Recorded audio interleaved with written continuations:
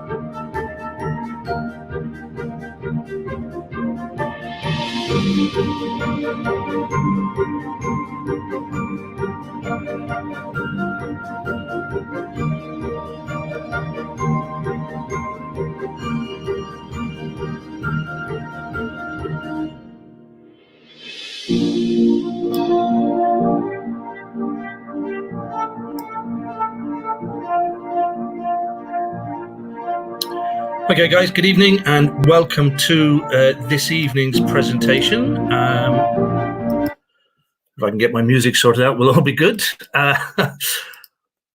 How you doing? Welcome to the presentation, 6 simple steps to filling your diary with local quality work. If I don't name check everybody out there this evening, then please take my apologies in advance. I've mentioned a few people already who sort of showed up a little bit early. We got Phil Smart is out there as well, Stacey Hughes, Charlotte Robinson, I believe. I think I mentioned Robert already. I think I mentioned James Burton already as well. Colin Everett's out there. Taunton Electrical's there. Riviera Electrical is out there as well. So welcome. Great to see so many of you out there this time of the evening, and thank you for giving up your time. I'm going to push on with the content here because there's quite a lot of stuff to get through this evening, and I want to try and get as much of it across to you as I possibly can.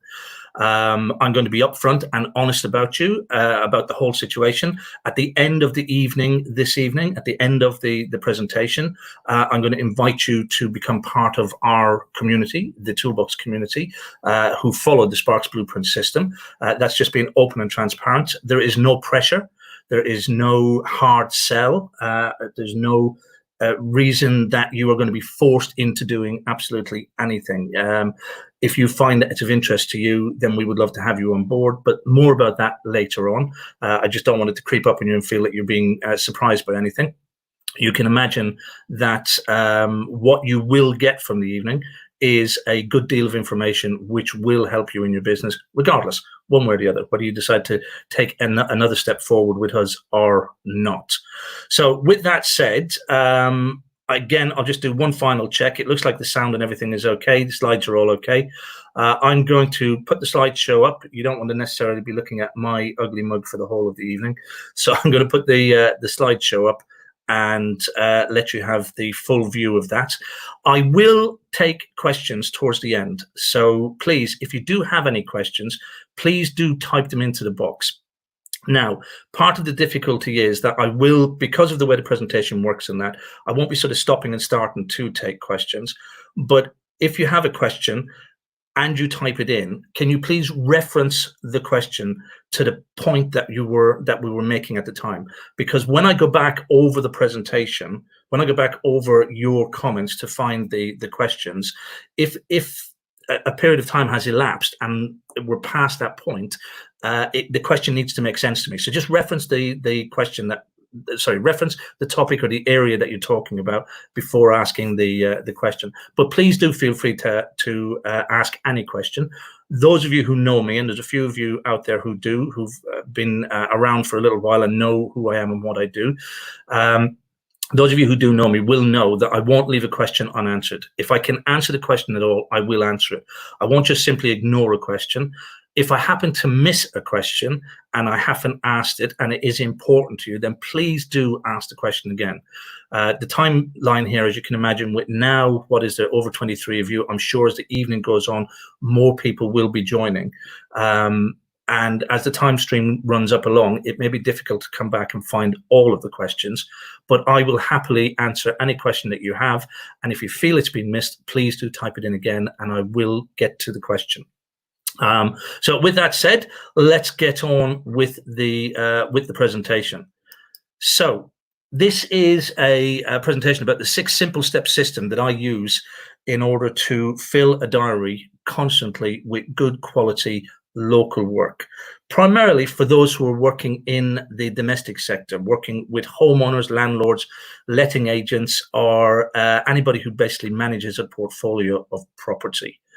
I would suggest that as electricians, many of you are here this evening for one reason. It's you've been attracted to the presentation because of the title and because it is a system in order to get additional work. So the problem may be at the moment that you are not getting enough work, that you're not filling your diary, or perhaps what you're doing is having what most tradesmen suffer from, is this whole thing of feast or famine.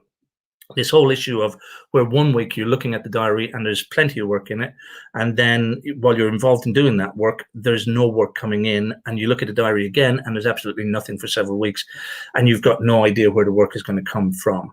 So that's one possibility. The other type of problem you may be facing is that you're getting the wrong type of work.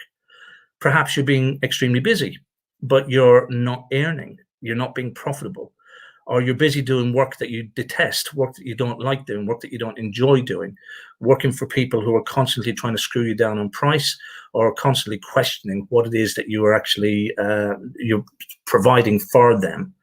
So that is another issue that could be wrong. The other thing, of course, is that people travel too much for work. How often have you had to get into your vehicle, into your van, and travel 60, 70, 80 miles just to do a day's work, and then have the same journey going back, spending perhaps more time in the vehicle than you're actually spending on the job itself, and losing a lot of quality time, not just quality time that you could be charging out elsewhere, but time that you could be spending with your families, because at the end of the day, that tends to be what suffers. We tend to allow work to get in the way. That's Siri talking to me, but we tend to end up letting work get in the way of our family lives, or the people that we should be spending time with, or our hobbies, because we would rather take a call and make the journey than lose the money and therefore we feel we're doing the thing by getting the money in for the work, but we're neglecting ourselves and we're neglecting our families. So those are some of the issues that many people face, and I'm guessing some of that would resonate with you. If it does, just type a yes in the box for me, please. Just type a yes or a Y if some of that sounds like the reason why you're here listening to this evening, or if some of that is the reason why you were interested in attending this webinar. Of course, it doesn't have to be that way all the time, because imagine a situation where you were able to generate as much work as you wanted, that you could generate all the work that you want, the type of work that you want, the type of work that is the sort that you enjoy doing, the kind that is profitable, where you're working for people who appreciate what you actually do. And then think about never ever having to travel any more than 15 or 20 miles in order to work each day. There's a contention I have is that if you're living in a reasonable area, you don't need to travel any more than 15 to 20 miles a day for work. And there's a number of reasons why we end up doing that. Some of it is the fact that people just don't know that we exist in the area that we work in. Some of it is that we get tied into working subcontract work for people that send us to all sorts of different areas, when the reality is we could be mopping up a lot of work in our own area. And the other thing is, what if you never ever had to compete on price again? What if you never had to haggle with a customer? You never had to deal with a contractor, a main contractor, who screwed you down on price because he could get it cheap elsewhere. What if you never ever had to do that again, and you could actually create quality work for yourself, fill in your diary with people who appreciate what it is that you do? And in order to do that, my belief is that you simply need to master local marketing. Now, don't get confused between marketing and advertising. Unfortunately, a lot of people do. A lot of people think that when we start talking about marketing, that we're talking about advertising. And the truth of it is that advertising is only one simple part. It's only one small part of the whole of the marketing mix. And advertising, I guess, is the costly part of the marketing mix, because whenever you advertise, there is a cost to it. You have to pay something. But in terms of marketing, in many cases, marketing can be very cheap or absolutely no cost, because that's all about strategizing. It's all about making sure that people know you exist. And there's a number of different ways that you can do that without actually advertising. There was a Scottish professor who coined the phrase that marketing is everything and everything is marketing. And the meaning I put to that is that from the day you open your door in business, from the day that you start out in business, every single thing that you do is marketing your business. And you can't, when you are your business, as in the service sector that we work in, you can't escape from the fact that everything you do is marketing your business, and everything you do has an effect on the business. And as we go through this presentation, you're going to see how that is actually a truism, and how some people make the mistake of thinking that they can actually separate themselves from their business when it comes to the marketing of their business. So I think before we go on, I know that many of you, not many, but a number of you actually know who I am. Some of you belong to my community already. But to be fair to you, I think it's only fair that we give you a brief rundown on who I am and what I am all about. So you know from the promotion that my name is James Dewane. Up until very recently, I ran a reasonably successful domestic firm in Kent. We employed 3 people, and we were extremely well known in the area. Our biggest body of work was in the domestic sector, and mainly for fault finding. We got pretty well known for fault finding. 4 years ago now, I knocked that on the head to concentrate on what I'm doing today, because I found that there was a growing need or a growing want for this. But if I took you back to 2007, if I may. In 2007, it was a completely different story, because many of you will know that we were in a recession back then. And I ran a company in London at the time. And without going through the whole of the story, many of you can read it online. You can read it in the book, The S.P.A.R.K.S Blueprint to Marketing for Local Trades. But in 2007, as a result of two large contractors that I was working for going bust, I pretty much lost everything at that time. Now, these two contractors, both of them owed me slightly in excess of 40 grand each, and that's bad enough as a small contractor. But what I did, and the mistake I made, was when they went bust, I kept going and I kept trying to recover from that, because at the time I had 9 staff on board.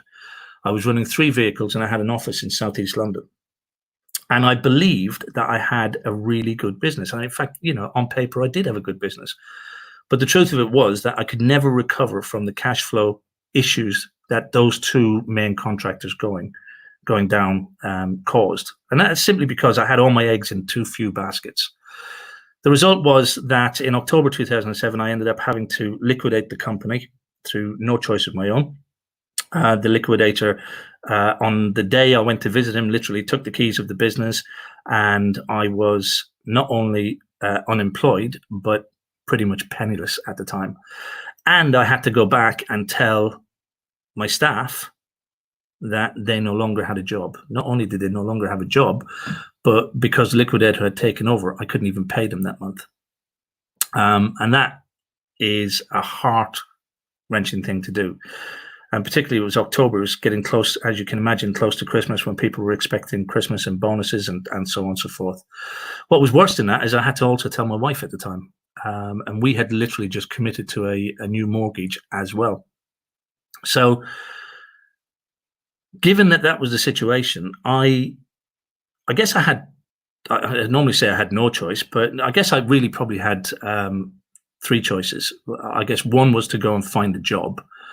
That really wasn't an option for me, because I am what they call psychologically unemployable. I am so used to being in control of my own destiny that working for somebody else just wouldn't work for me.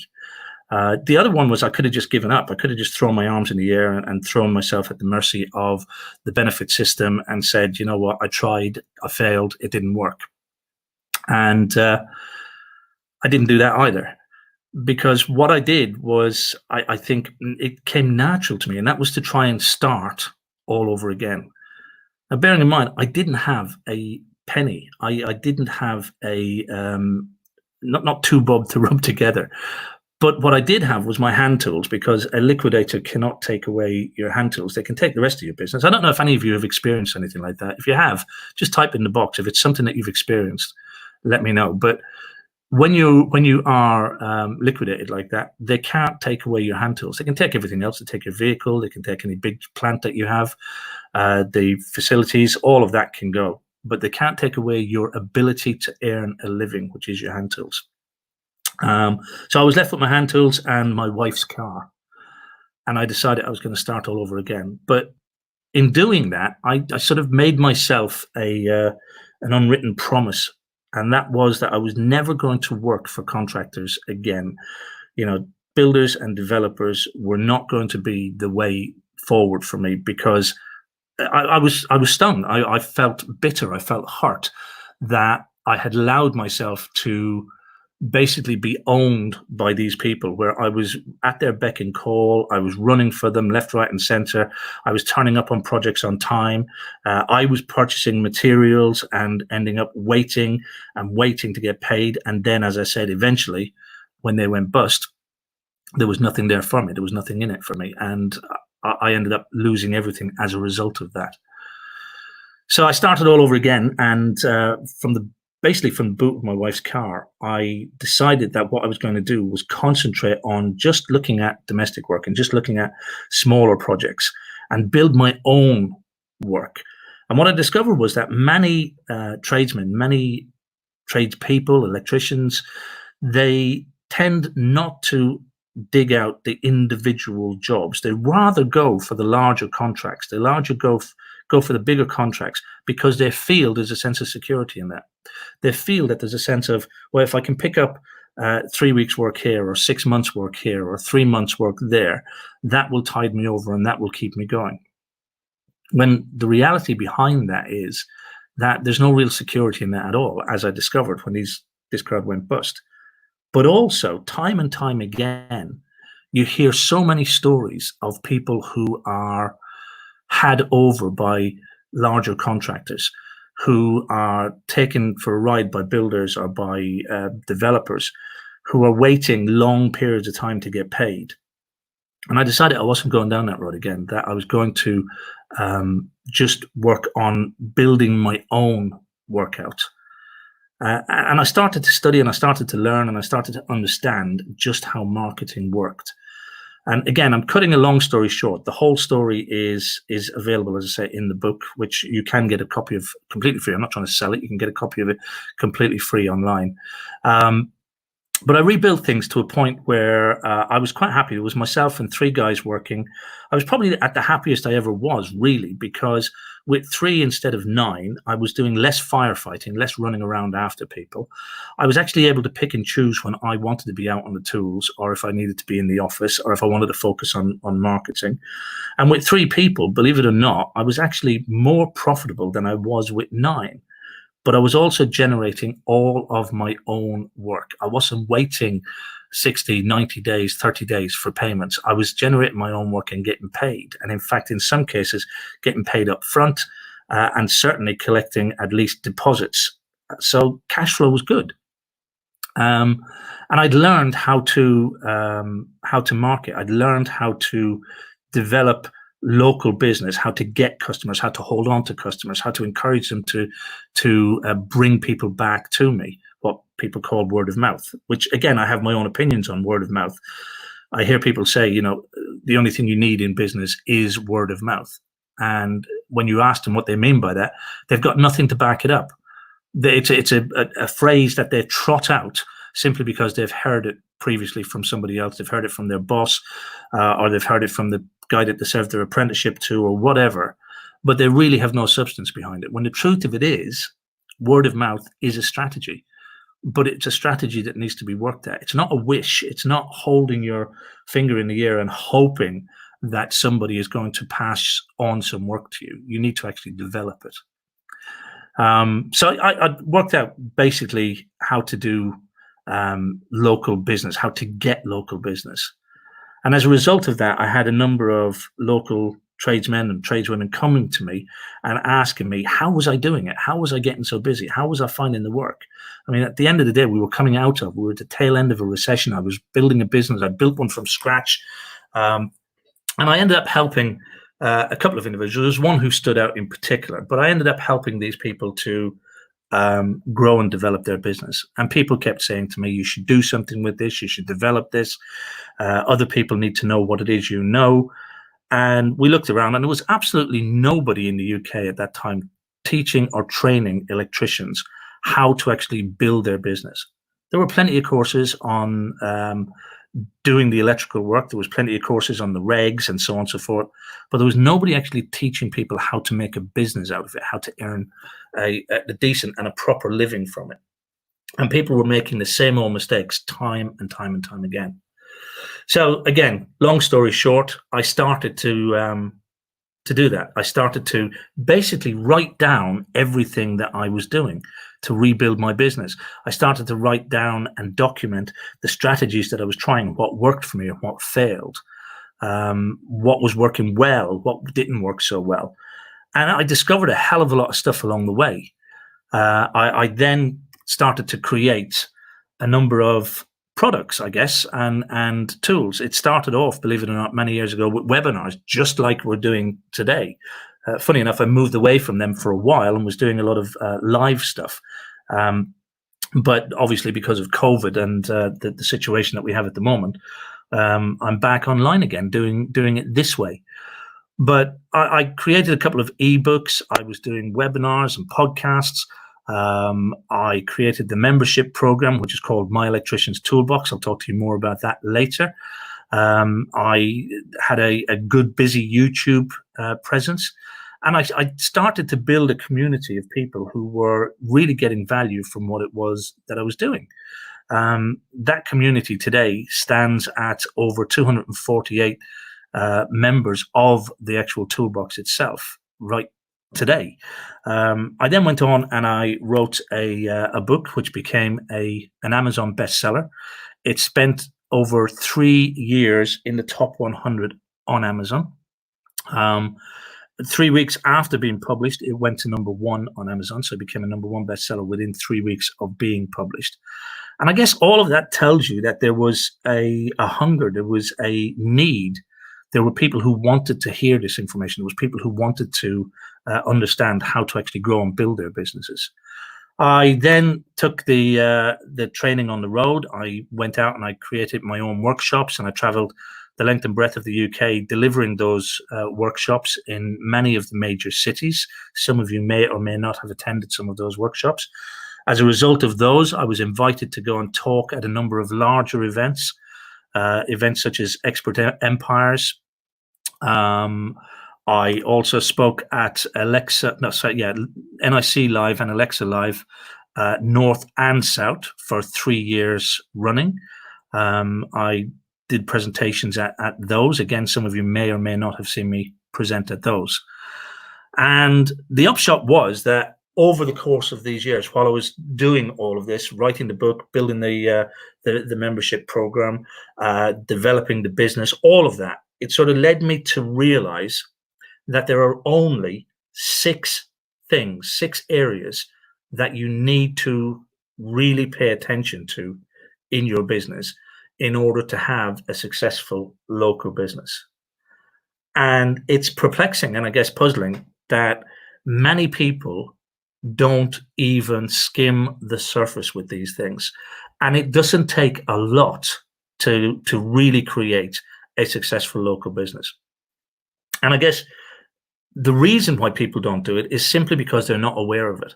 And the reason that they're not aware of it is because at no point throughout your apprenticeship and no point throughout your training, your skills training, does anybody teach you how to create a business out of your trade, your skill.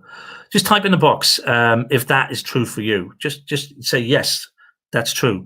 If it's true for you, because at no point have I ever come across an apprenticeship scheme or a skills training course where they have a marketing element to it, where they say, here you go, you've now got the ability, you've got the skills, you've got the tools, you've got the know-how to go out there and be an electrician, but nobody says, here's how you actually make money doing that. Nobody actually makes it so that you can build a business.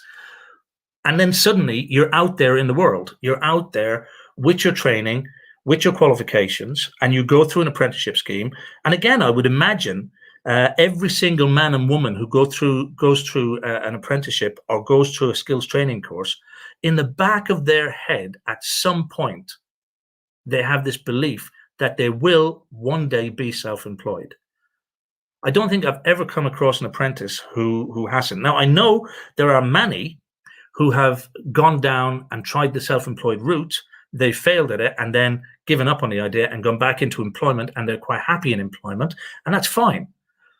But the majority of people that you talk to, when you talk to them about why did they become an electrician, or why did they try a trade, why did they go for a trade, it normally is because eventually they want to be their own boss. And yet, nowhere along the line do they teach you how to actually do that. Do they teach you how to actually create a business from it, how to get the customers, how to keep the customers. And then what we end up doing is we end up being in a position where we watch what our governor is doing. And this was certainly true for me. I'm almost 99.9% certain it's true for you as well. But we watch what our governor is doing. We get to a point in our career where we think to ourselves, I could do this myself. I don't need to do this for somebody else. Why am I earning somebody else money? Why am I doing this day in, day out, and somebody else is profiting from it? And we then make that leap and we decide, right, I've got enough private work going on. You know, Auntie Jane wants the loft done. Uncle Mick wants his garage wired out. The cousins down the road want a light in the loft, so on and so forth. And we think, oh God, we've got a business here. So I'll jack it in with the governor and I'll start out on my own because I can make a business out of it. And then all the little bits and pieces of private work dry up. And what we end up doing is scratching our heads and thinking, where am I going to get business from? And suddenly the phone rings and it's the guy from the Yellow Pages guaranteeing you that you'll get #1 listing, or the guy doing the Google ads telling you, yeah, I'll get you on page 1 of Google. And suddenly you're spending money to get the work in, but the work still doesn't come. And then you decide you're going to try something like one of these lead generation sites that promise you that they'll send you 5 leads a month. And all you have to do is pay the annual subscription or pay by lead. And those things, in my view, are what I call the crack cocaine of our industry.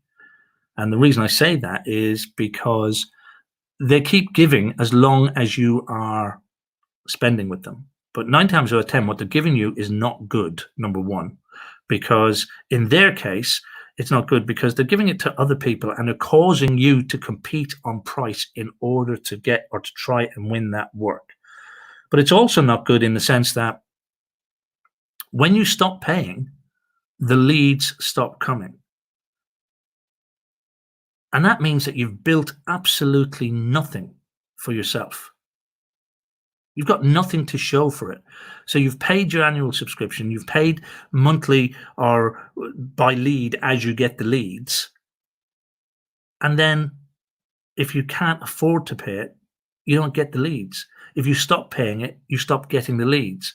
So you're hooked because you become dependent on it. And even then, you're dependent on a situation where you have to chase down other people, where you have to lower your price to compete with other people.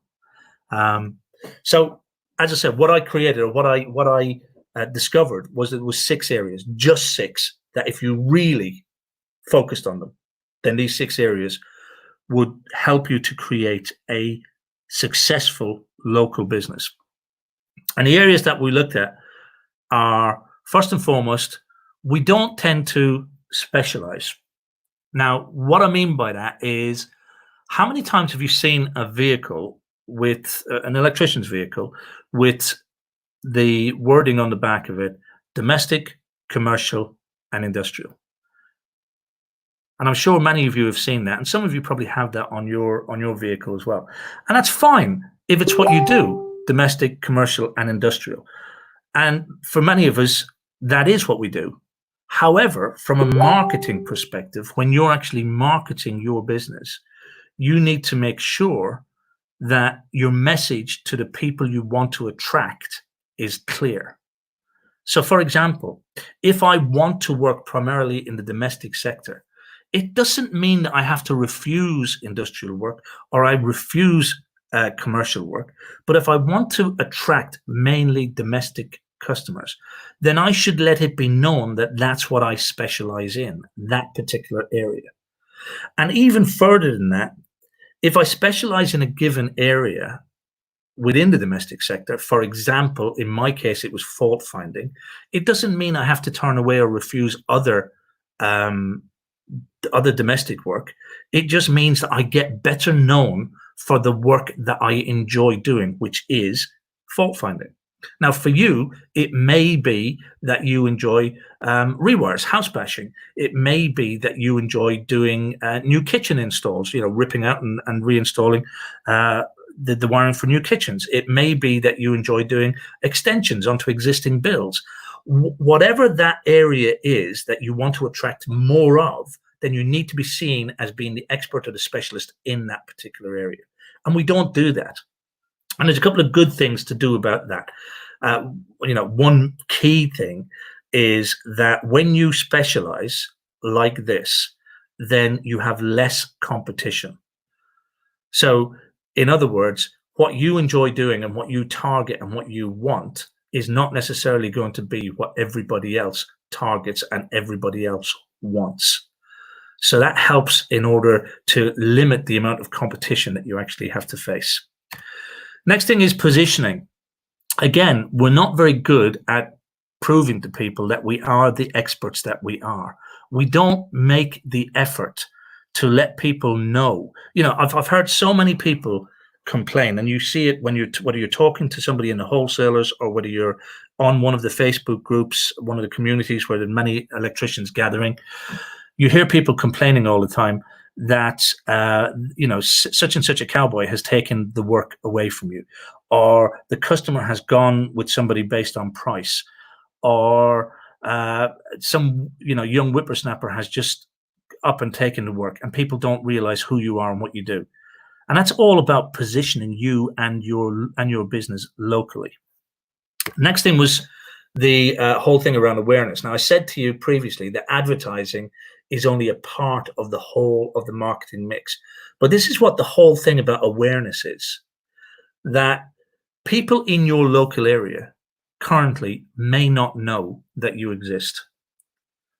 And I know it's a hard one to swallow, because you're probably driving around in a vehicle that's marked up. You probably have a couple of adverts out there. But the truth of it is, how many times have you actually driven out of your road or driven out of your area to go and do a job 60, 70, 80 miles away, only to see somebody from another area driving into where you're from?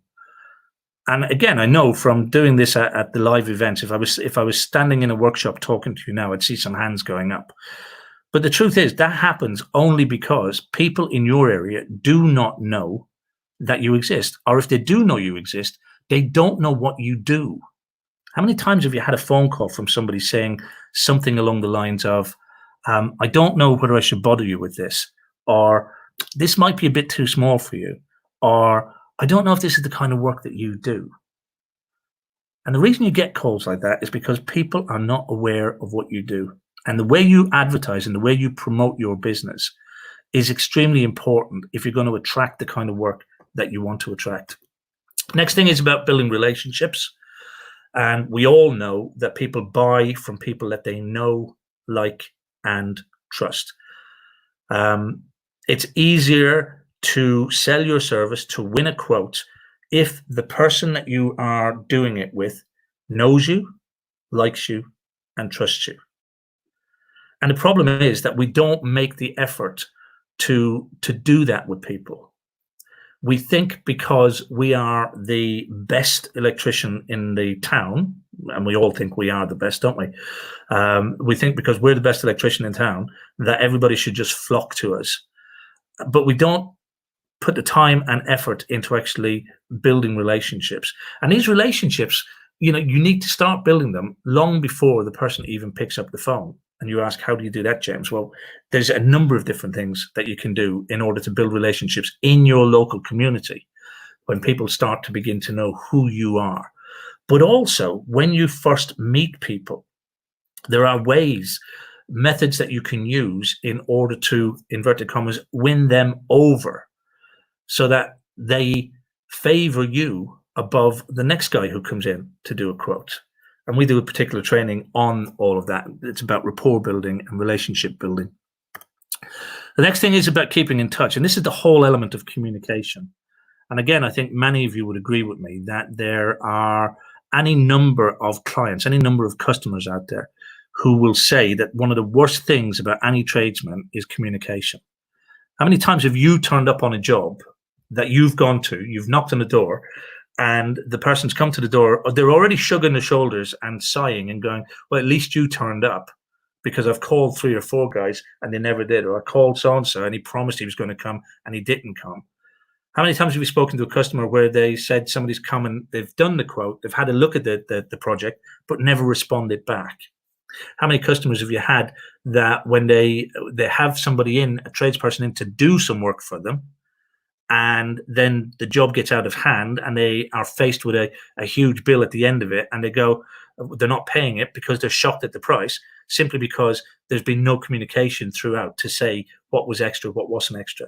Communication is one of the big areas that many tradesmen fall down on. And again, like I say, it's not necessarily your fault, because up to this point, you're not aware of it. You don't, you're not trained on this stuff in college. You're not trained on this stuff when you're doing an apprenticeship. You're not trained on this stuff in skills courses.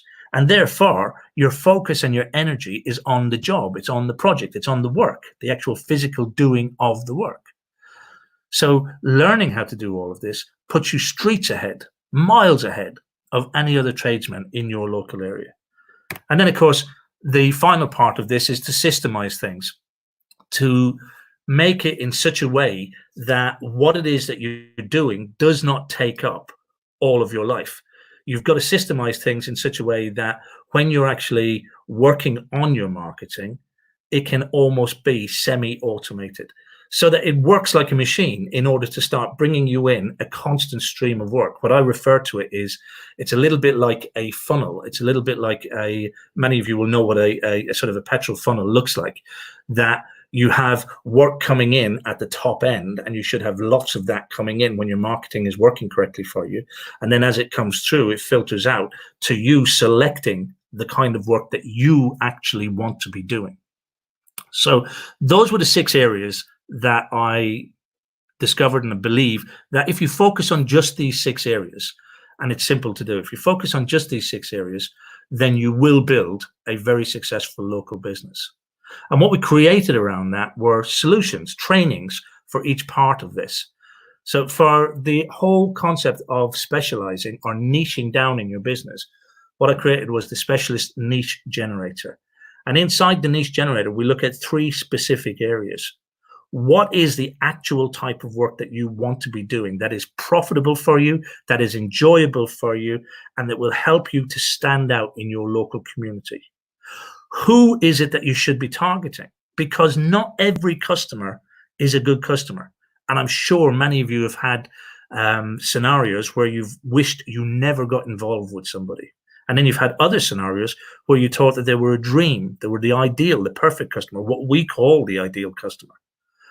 So you need to understand who it is that you're working for, who it is that you should be attracting to your business, and to realize and to understand that marketing is as much about repelling, as in pushing away the wrong kind of customer, as it is about attracting the right kind of customer. And then the third area within this that we look at is the whole idea of where you want to operate. And this is why we can narrow this down into a 15 to 20 mile radius of where you actually operate from, whether that be your home or an office. We have one member inside of the toolbox who is currently only working in a 3 mile radius from where he lives. And he was, prior to joining the toolbox, he was traveling at least 80 miles a day to and from the jobs that he was subcontracting on. So for the positioning, we created the expert positioning pyramid. Now, the expert positioning pyramid, I'm not going to talk too much about that right at this moment, because we're going to go into that in a little bit more detail in just a few minutes. But as you can imagine, it's also made up of 3 specific areas that we look at in order to position you in your local area as an expert. You could almost say to create a mini celebrity status for you. And this is the important thing, that most people think that they need to promote, market, and advertise to everybody everywhere, when the reality is that if you can promote to the right people in the right area, then you can become extremely well recognized. In fact, when people think electrician in your local area, your name should be on their tongue. You should be one of the first things, one of the first companies that they think about. And that is so easy to create. To do that is so easy to do. And the reason I can say that is because nobody, well, apart from Toolbox members, nobody is doing the stuff necessary to do it. And the stuff necessary to do it is quite simple to do. Then in terms of the awareness, we have the local advertising code. Now, this whole program breaks down advertising into its minute components. When we look at all forms and all methods of advertising, because again, I have a belief that all advertising works. Now, you'll have some people telling you that certain types of advertising don't work. Don't do billboards. Billboards don't work. Don't do leaflets. Leaflets don't work. Don't advertise in magazines. Magazines don't work. The truth of it is that all forms of advertising do actually work. Now, what you need to know is they don't work for everybody. And not everybody fits every form of advertising. But what you have to do is, what you have to understand is how they work and who they target, so that you can end up targeting the right people for your business. And it will be different for different companies. But we go through a process of breaking down the advertising code so that you can actually target your ideal customer in your local area, and position you as the expert in your local area. So what we created for the relationships was the Relationship Accelerator. Now, the Relationship Accelerator, I've already alluded to, is pretty much about, in the first instances, it's about building rapport, but it's about building rapport quickly, so that what you can actually do is win over more work, because the people that you're dealing with begin to instantly know, like, and trust you. Now, that's okay in the first instance, but then you've got to maintain that relationship. So we look a lot deeper than that in terms of building and maintaining strong relationships with your customers. Because again, every customer goes through a life cycle. And in that life cycle, you need to turn them from a customer into a repeat customer into an evangelist. And an evangelist for you is somebody who will go out and talk about your business with glowing phrases without you ever having to ask them to do it, without you ever trying to encourage them to do it. They will be happy to do that. Sorry, just taking a sip of my water. And you can do that using a number of different techniques that we teach inside of the toolbox. So the next thing that we have is for keeping in touch. And this is all about the communication. And for that, we've got what we call a customer keeper. Again, knowing that communication is a big area that lets tradespeople down in the main, following the customer keeper allows you to communicate effortlessly with customers. And again, it is about doing that throughout the life cycle of the customer, because how you communicate with a customer on initial contact, so in other words, from the point that they call and ask you to do a quote, right through to when they are a lifelong customer and they are an evangelist, the different methods of communication will change, and there will be different emphasis on different types of communication. So we look at all of that in the customer keeper. And then, of course, finally, to wrap the 6 steps up, we have the marketing system creator. And that helps us to systemize all of our marketing so that we can spend less than an hour, 4 days a week. So 4 hours a week marketing your business will fill your diary effortlessly. And you'll enjoy doing those 4 hours. Now, many of you will be scratching your head and going, James, but I don't have 4 hours in the week. That's correct, because you're not doing this at the moment. My training would encourage you to start doing 15 minutes a day, build it up to a half an hour a day, and you will find that doing the hour a day on your marketing will help you, number one, increase your pricing, which means if you're increasing your pricing, you can reduce the amount of time you're actually spending on the tools. Reducing the amount of time you're spending on the tools allows you to spend time developing your business.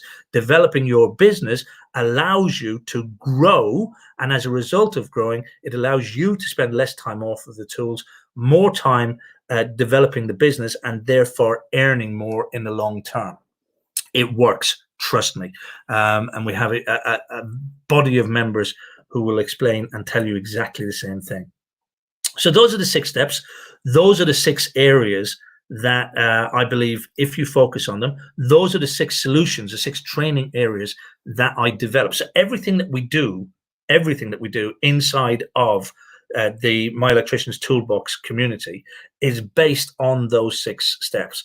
So every piece of education that we do, every training program that we do fits in to those 6 steps, because my belief is, what gets the attention will get the results. And if you focus on these 6 areas, then you'll get the results that you're after. So I said we were going to delve into one of these a little bit deeper. So what we're going to do is we're going to take a look at the and my slide is just stuck. Bear with me for a second. Here we go. So we're going to take a look at the expert positioning pyramid. This is the area all about positioning yourself locally as an electrician, as an expert in your local community. Can I just have a yes in the box if you are interested in discovering how you can position yourself as an expert above every other electrician in your area? Now, when I was running the electrical business here in Kent, within walking distance, I had 14 other electricians operating around me in the area. Now, do you think you could look at that and think there's competition? Of course you could. Or you could start figuring out how you actually position yourself, how you actually stand up head and shoulders above those. So let me see a yes in the box, guys. If you are, guys and girls, if you are interested in understanding how to position yourself as an expert in what it is you want to be known for in your local community, in your local area. Throat is getting dry again. Cool. So in order to do that, we have what we call the expert positioning pyramid. And the expert positioning pyramid is, so we got Robert saying, certainly am. Jeremy saying yes. We got Riviera going yes as well. Cool. So there are three particular things that you need to know in terms of position yourself as an expert in your local area. What you need to do is make sure that you become the only option for your ideal customer. Now, it's highlighted in red for a reason. You do not need to be, or you do not want to be, targeting every single person in your local area, because that way lies the busy fool.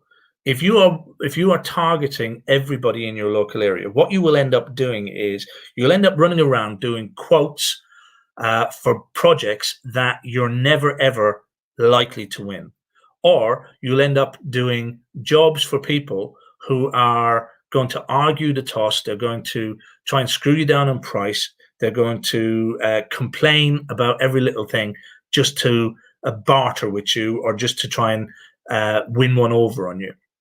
So what you need to do, we go right back to the whole niching. You need to identify who the ideal customer is, and that's the person that you need to position yourself in front of. And you need to set the standards that other electricians in your area have to reach. What do I mean by that? I mean, in the psyche of your customer, in the head of your ideal customer, they have got to see you as the expert that anybody else should have to try and come up to that level. And you can do that using three very simple things. And it does amaze me how few people, and if I'm really honest about it, it tends to be Toolbox members, but how few people are using these things in order to win their ideal customers over to the idea that they are the expert in their local area. First is it's an area where most people actually think they've nailed it because they had a smart uniform, or they have a smart looking van, or they bought some really decent business cards. And that's image. But the truth of it is, when we look at image is so much more than just a smart uniform, a business card, or a vehicle that looks all bright and shiny. And particularly in this day and age, because in this day and age, you have absolutely no idea when a customer first starts looking into you, when a customer first starts to try and investigate who or what you are.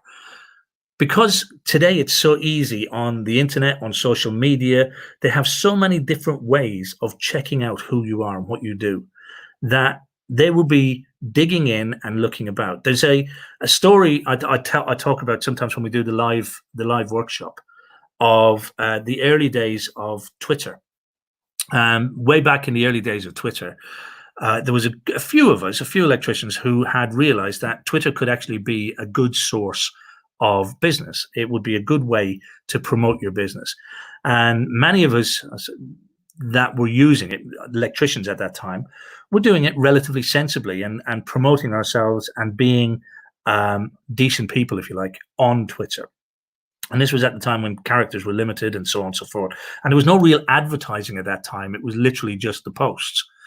And we would talk to one another, but we'd also do our post out to our communities and so on and so forth. But there was one chap who used to come on every now and again, and he was using Twitter as if it was him and his mates down the pub having a chat. And he would talk about all kinds of things, like the latest shag he had that weekend, the fact that he got kicked out of a pub and had a scrap with the bouncers, loads of different things that he would raise. But then, religiously, almost on a Friday, he would do a post that was designed for his customers that said something along the lines of, if you're looking for a local reliable electrician, then please contact me, and his name and details and so on and so forth. Now, you think with the type of post that he was doing during the week, do you think many people actually took him up on that? The truth of it will be no, absolutely not. Now, I just tell that story to illustrate the point, but take a look at your own profile on social media. What does it say about you? What does it say to your customers? And it's not just about your business page, because you may very well think to yourself, oh, well, I have a business page and I keep that tidy and I just talk about business on that. That's fine. But where else can your customer find you? What else can they find out about you? What are they going to find out about the way you talk about customers? I've seen time and time again electricians slagging off customers in other groups. Now, my guess is that if you were a customer in their local area, they're not likely to come and use you if you're posting photographs of their dirty bedroom floor or their underwear on the end of the bed, or whatever it might be that you're posting and you think it's funny. They're not going to come back to you. They're not going to want to use you. So you just do not know where the customer is going to first come across you. You don't know what other people are saying about you and your business. What is it? People talk about word of mouth and how good it is. Word of mouth can also be a double-edged sword. And what's the impression you're leaving other people with? Back in the day, obviously before COVID, did you go to the pub in your work uniform after work and have a few too many sherbets and end up being worse for wear? Who's looking at that? Where is that being spotted? This thing about image is more than just showing up in a shiny van with a clean shirt on. And then, speaking about van, how many times have you driven around the roundabout being cut up by somebody and you've given them the one finger salute out the window? Or how many times have you driven down the road thinking to yourself as you ogle at the ladies walking across the road and leering at them? Who's spotting that? Who's seeing that? And here's the contention, guys. These are the people that aren't going to call you up and say, I'm not going to use you because of that. They just don't call you. So you just don't get the work. And therefore, you don't know how much you have lost simply because of the image that you're portraying, which takes me back to that expression again, that everything is marketing and marketing is everything. You drive around that roundabout and you give the bird out the window. Who's driving behind you? Who was writing down the phone number and thinking about giving you a call and then goes, absolutely no way? Who's seeing you staggering out of the pub and thinking to themselves, nah, not that one? Who's looking at the comments that you pass between you and your mates online and going, no, not for me? So what you've got to realize is that you are your business and you are the image that you portray. And there's a story that I normally tell to illustrate this. It's a very, very simple story. It's I think probably better told when we're live in a classroom. But let me try and explain. I tend to go to Crete every year for a holiday. I have done for the last sort of 7 years or so. I'm going to miss it this year, but tend to go out every year. Have done for the last 7 years, and I enjoy doing a little bit of scuba diving. So let's imagine that on this particular occasion that we've met on a beach in Crete. And while we're sat on the beach, we get to know one another a little bit. And I explained to you that I actually enjoy a bit of scuba diving. And I tend to encourage you and persuade you that maybe you should give it a try. So tentatively, you think, yeah, okay, I'll give that a shot, James. I'll come with you. Now, I don't know if you do scuba diving or not at the moment, but let's assume you don't. But it's with a bit of trepidation that you say, yeah, okay. So we stand up, we head down the beach, and we start walking towards what could only be described as a shack. And standing beside this shack is a guy called Costas. Now, Costas is probably about 55, 60 years of age. He is wearing a string vest, which has seen the best of its years. And as we get a little bit closer, we can see over the back of his shack what could only sort of pass for a boat. And it's looking like it's seen a few years. So as we get a little bit closer to Costas, you're looking at me and thinking, this guy looks a bit iffy, a bit dodgy. I'm not so sure, James, but we keep walking and we keep heading down the beach.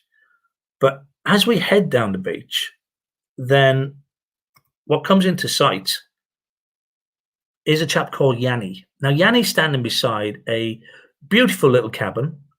It's well decorated, well painted. It's got some good photographs of people who've obviously enjoyed their time with him. He's looking really smart. He's got perfect polo shirt on. Looks all the business. He's got some really nice literature on the counter as well. But as we get that little bit closer, I drop my towel and I bend down to pick it up. And you haven't noticed that I've dropped it, but you keep walking. Please type in the box, which direction are you going? Are you going for Yanni, who looks pristine and perfect? Or are you going for Costas, who looks like he's been dragged through the hedge by a dog? Type in the box now, please. There's over 28 of you out there at the moment. So type in the box now. Which direction are you going? Yanni or Costas? I'm going to take another sip of my water and loosen up my throat a little. So which direction are you headed? Are you heading for Yanni? Or are you heading for Costas? I appreciate that there's probably a sort of about a 6-second delay or something like that between the time I ask you the question and the time that you answer. So I'm going to give you a couple more seconds and then I'm going to carry on with that. So the majority of people would be heading towards Yanni. Little longer time delay on this, but they all came in at once. So we've got Chris saying Yanni. We've got Charlotte saying Yanni. We've got Stacey saying Yanni. Phil Smart saying Yanni. Robert is saying Yanni. UK Bidwriter is saying Yanni. Riviera Electrical saying Yanni. Yeah, the majority of people would be heading across to Yanni because he looks all the part. But here's the truth of it, guys. I said I've been going to Crete for 7 years.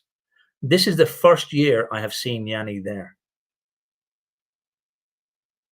I've been going out on the boat with Costas every single year.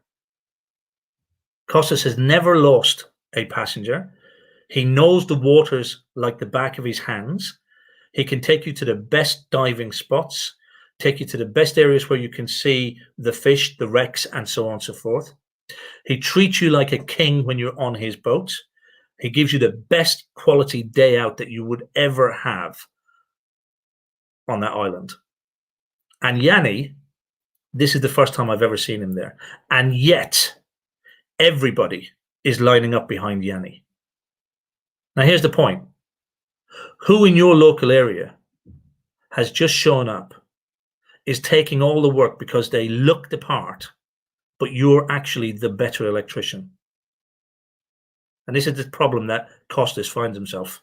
This is the situation that Costas finds himself in, being outsmarted by Yanni, who shows up, sets up in business, and suddenly he's taking all the work away because he looks the part. So imagine if you were the best electrician, but also you looked the part. And I don't mean just physically look the part, guys. I'm not talking about just the uniform. I'm talking about all of the marketing that goes behind that. I'm talking about the attitude, the appearance, everything that goes with it. UK Bidwriter is retraining. You're becoming a Sparky. I like it. Cool. So, it's important to realize that image is extremely important, and it's not necessarily that everybody is interested in just what you do. We as electricians, we are unusual in the trades in the sense that we put a lot more emphasis on what we can do. We put a lot more emphasis on the physical doing of the job, our knowledge of the regs, our understanding of the science behind what we do. And the bottom line is, it's not always the most important thing, because that's not what's going to get you the work. That's what's going to help you do the work, but it's not what's going to help you to get the work. So you need to realize that your customer, and again, we have these people who stand back and go, oh, I'm much better qualified, but somebody else took the work. Well, they're doing it because they're presenting themselves as a better option. They're doing it because they stand out. You don't. You feel a sense of entitlement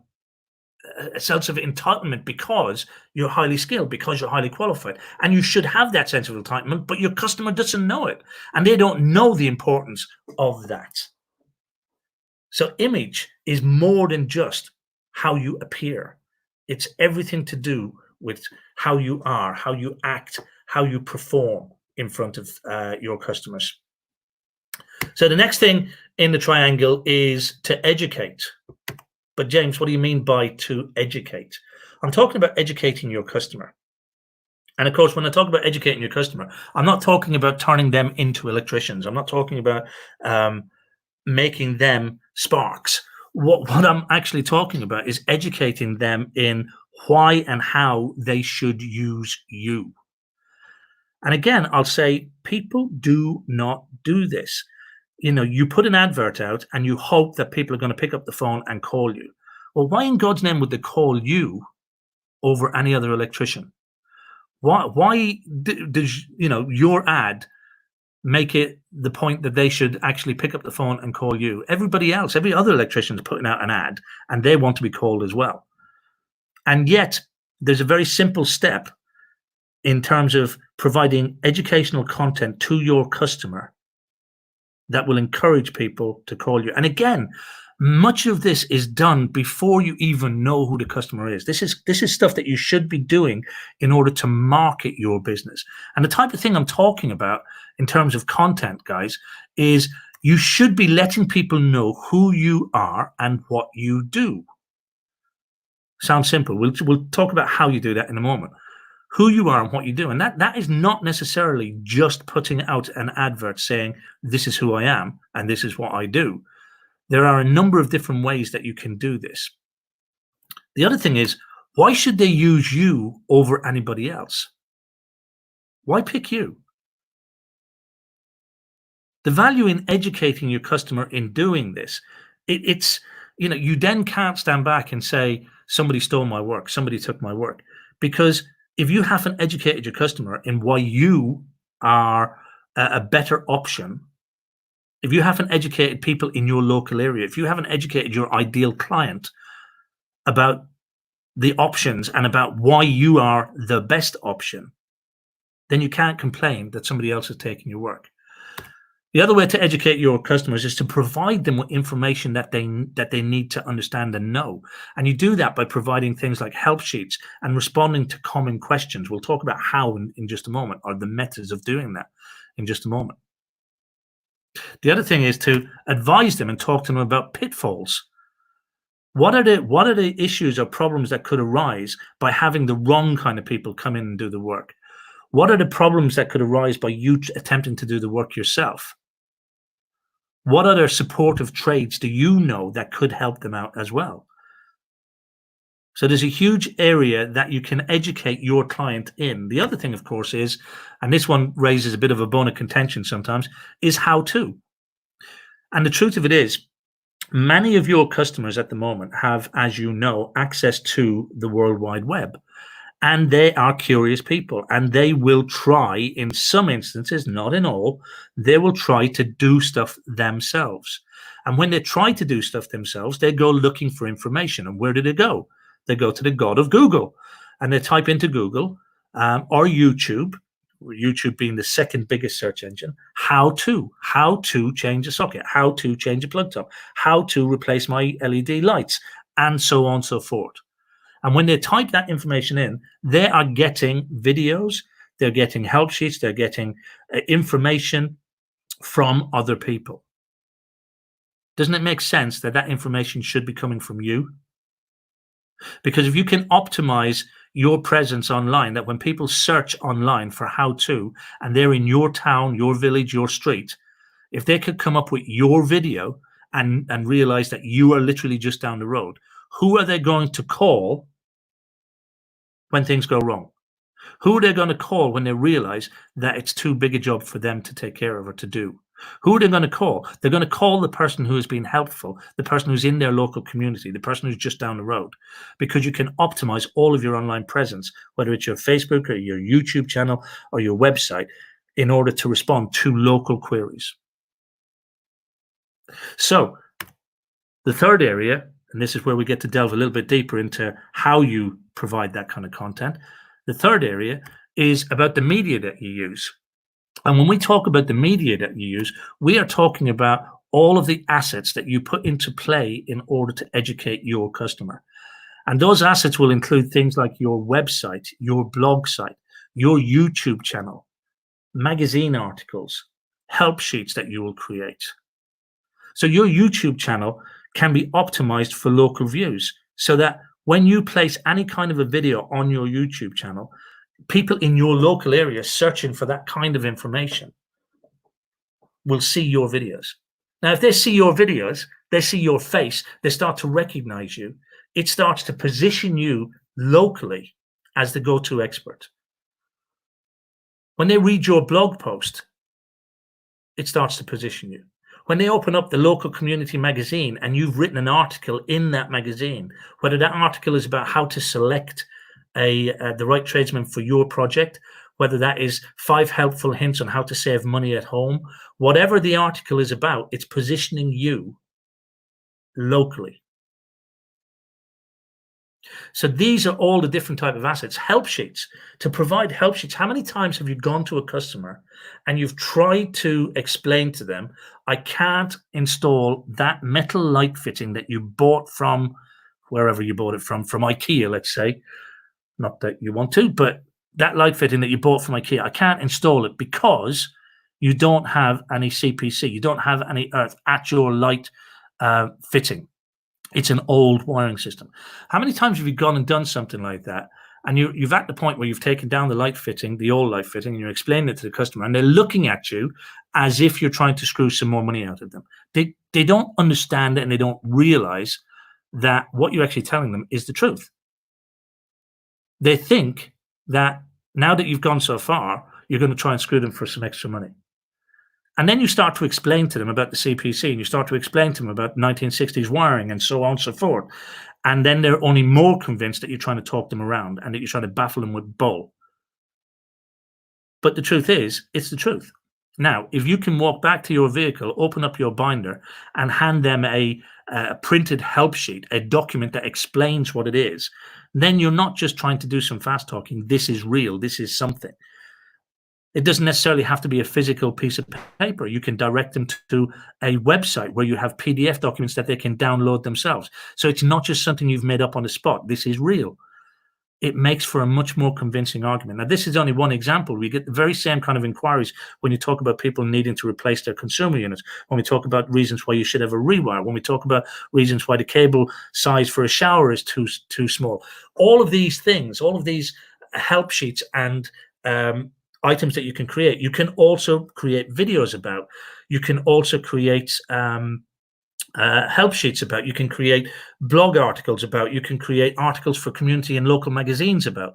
All of these things are things that you can put in front of your customer that help position you as a local expert. So I'm going to take, if you have any questions, guys, I'm going to go back through the questions in just a moment. There's been a stream, as you can see, going through. So I'll have a look at that. If you have any questions, please do type the questions in. But let me ask you a question first of all. What is stopping you from getting work? What is it that stops you from getting work? There are lots and lots of genuine reasons. There are lots and lots of genuine excuses, if you like, for people not getting work.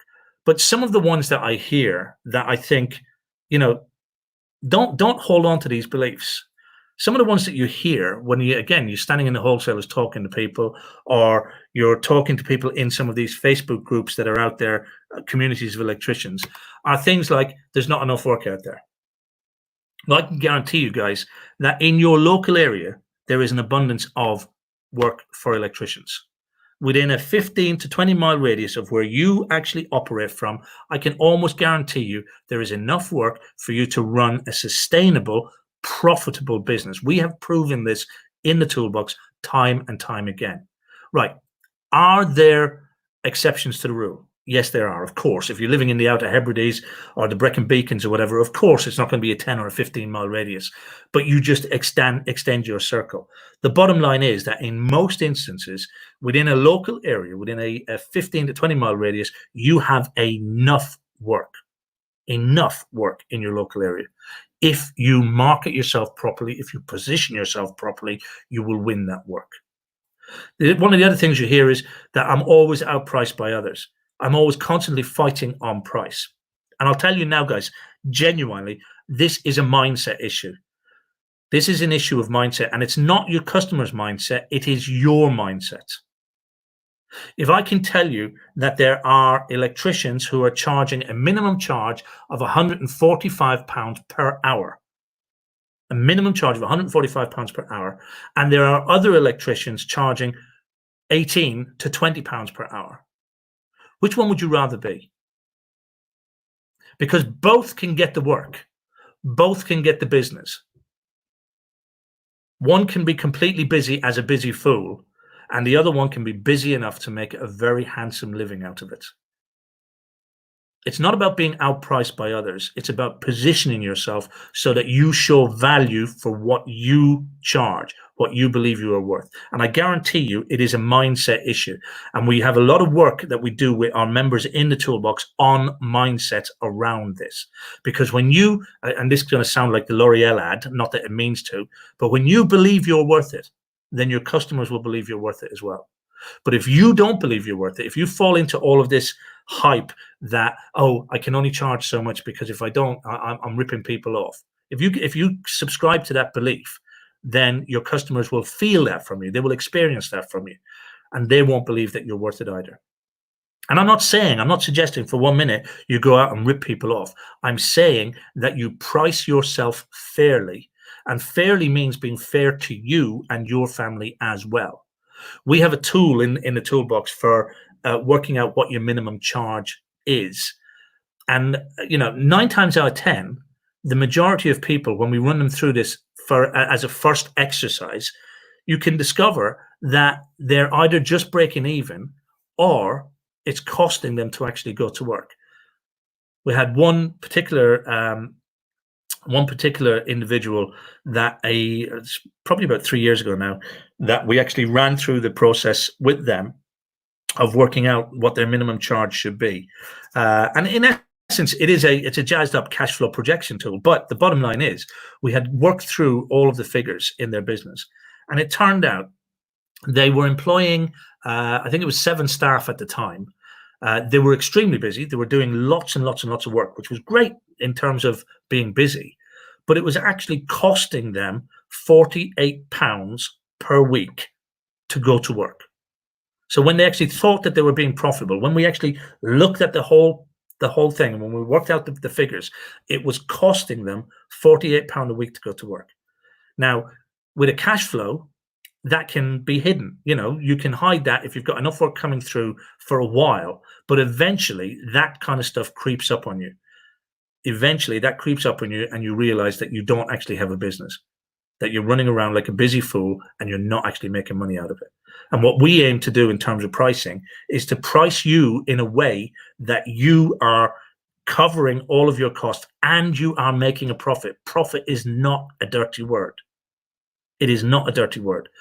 So don't ever feel that you need to be outpriced by others. It's primarily a mindset issue, and invariably it's your mindset. Okay. Another belief that you believe for not getting work is that you've got too many cowboys in the industry, or there's too many foreigners. This was another one that used to bug me. People saying, "Oh, there's too many foreigners coming into the country." You know, we got the European Union, and they're allowing tradesmen in from all places, and they're able to take our work. And the reality is, guys, if you haven't positioned yourself, and listen to this carefully, because this, sorry, I can get off on a bit of a rant sometimes as well. But if you haven't positioned yourself and somebody else has, then can you blame them for taking the work?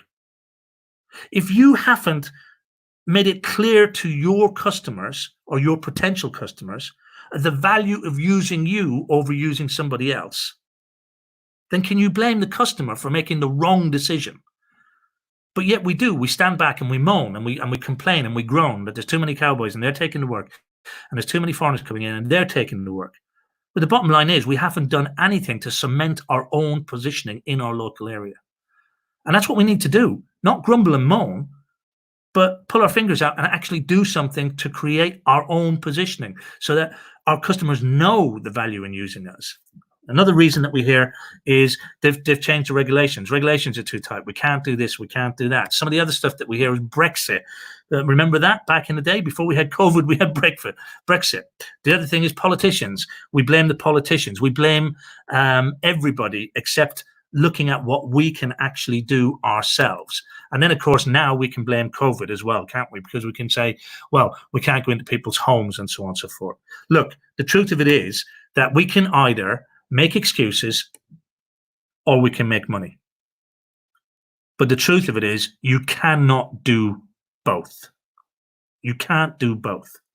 I am going to come to your questions in a minute, guys, but would you agree that during this presentation, there's a little bit that you've learned something during the presentation that you can use or you can take away from this presentation, regardless of what step you take next?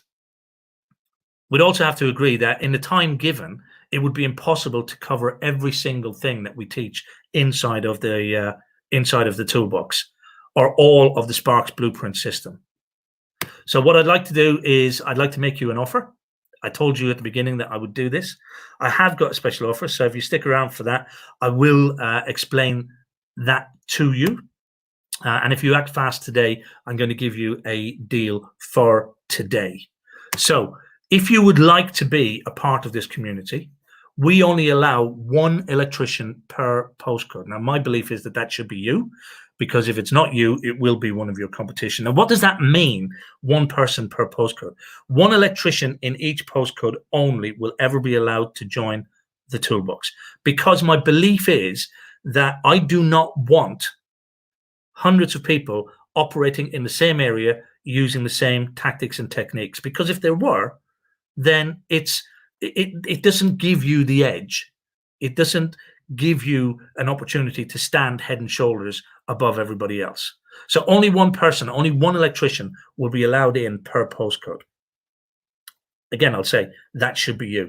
Inside of the toolbox, what we have is, first and foremost, you get 24/7 access, which basically means that you can learn at your own speed. Now, many of our members have been putting in a lot of hours over the downtime that they've had in lockdown in COVID. I've seen a real rise in activity inside of the program during this lockdown period because people have had times in their hand. But the beauty of the way the system is set up is you've got 24/7 access. So if you want to access it in the evenings, if you get up, you're an early riser like me. I'm a very early riser. I get up 5:30 most mornings. Then you can access it then. If you want to do it at weekends, you can access it then. Basically, you access it whenever you want to access it once you're a member. There's over 400 training videos covering a range of different topics inside of the toolbox. There's a whole range of videos, everything from email marketing to magazine advertising to leaflet distribution, leaflet design, you name it. There is a video to cover it in one way or the other. We have some software for creating your own videos. One of the things that I believe is that you need to be visible in your local area. YouTube is one of the best ways for doing that. Now with video on Facebook as well, it's a huge opportunity to become really visible in your local area. Many of your competitors are not doing this, so we provide you with tools for doing it, whether that's scripting the video, to recording the video, to editing the video. There's a whole vast range of training that's available for you in there. We have a private Facebook group. This is a group for members only. Now, I do have an open group as well, which is for non-members, but I have a completely private group for our members only. Now, inside of that group is a very vibrant and active community of like-minded people, electricians who realize that you are not the competition, that you are actually a person who feels, thinks, and acts like them. They're all willing to help one another. They support one another. I go live into that group twice a week. I do training in the group twice a week. We also post a number of different training videos in that group, so there's always fresh content inside of the group. There's a number of the members, I think, on this call tonight. I know Colin is there. I think I saw somebody else as well. I'd have to scroll back through it, but feel free to comment in there, guys, about your experience in the group. So we have as I said, the private Facebook group, a really good tight-knit group of like-minded individuals. We do have other trades in there as well. I primarily promote the program to electricians because that's my background and that's my experience, and that's what I talk about. And as long as other trades, we have plumbers, we have heating engineers, we have a decorator, we have a handyman, as long as they're happy to understand that many of the examples I'll use will be based around electricians, but the training will work if you have the same goal, which is to work with directly with homeowners, landlords, letting agents, and so on and so forth. So that is that. Actually, yes, I said twice a week. Colin's just reminded me I go live 3 times a week now, because since COVID, we go live for a coffee morning on a Saturday as well, which is as relaxing as it is educational as well. So that's our private Facebook group.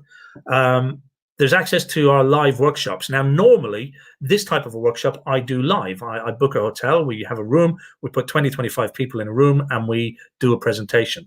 Every quarter, every 3 months, we do that with just our members, and we delve into various topics, and we'll go deep into those topics. The last one that we did it online because of COVID. And that was 2 weeks ago on a Saturday. We had a whole day online, starting at 10 in the morning until 4 in the afternoon. And we talked about all of online marketing. Now, bearing in mind that within the toolbox, we look at all aspects of marketing, both online and offline. So it's not just about your website or your Facebook or whatever. It's all aspects of marketing your business. Because again, I believe marketing is everything, and everything is marketing. So we have these live workshops currently online because of the situation with COVID. But when this all opens up, there will be live events again. We'll be back into running a room. We may have to get a bigger room and space people out, but we'll do that.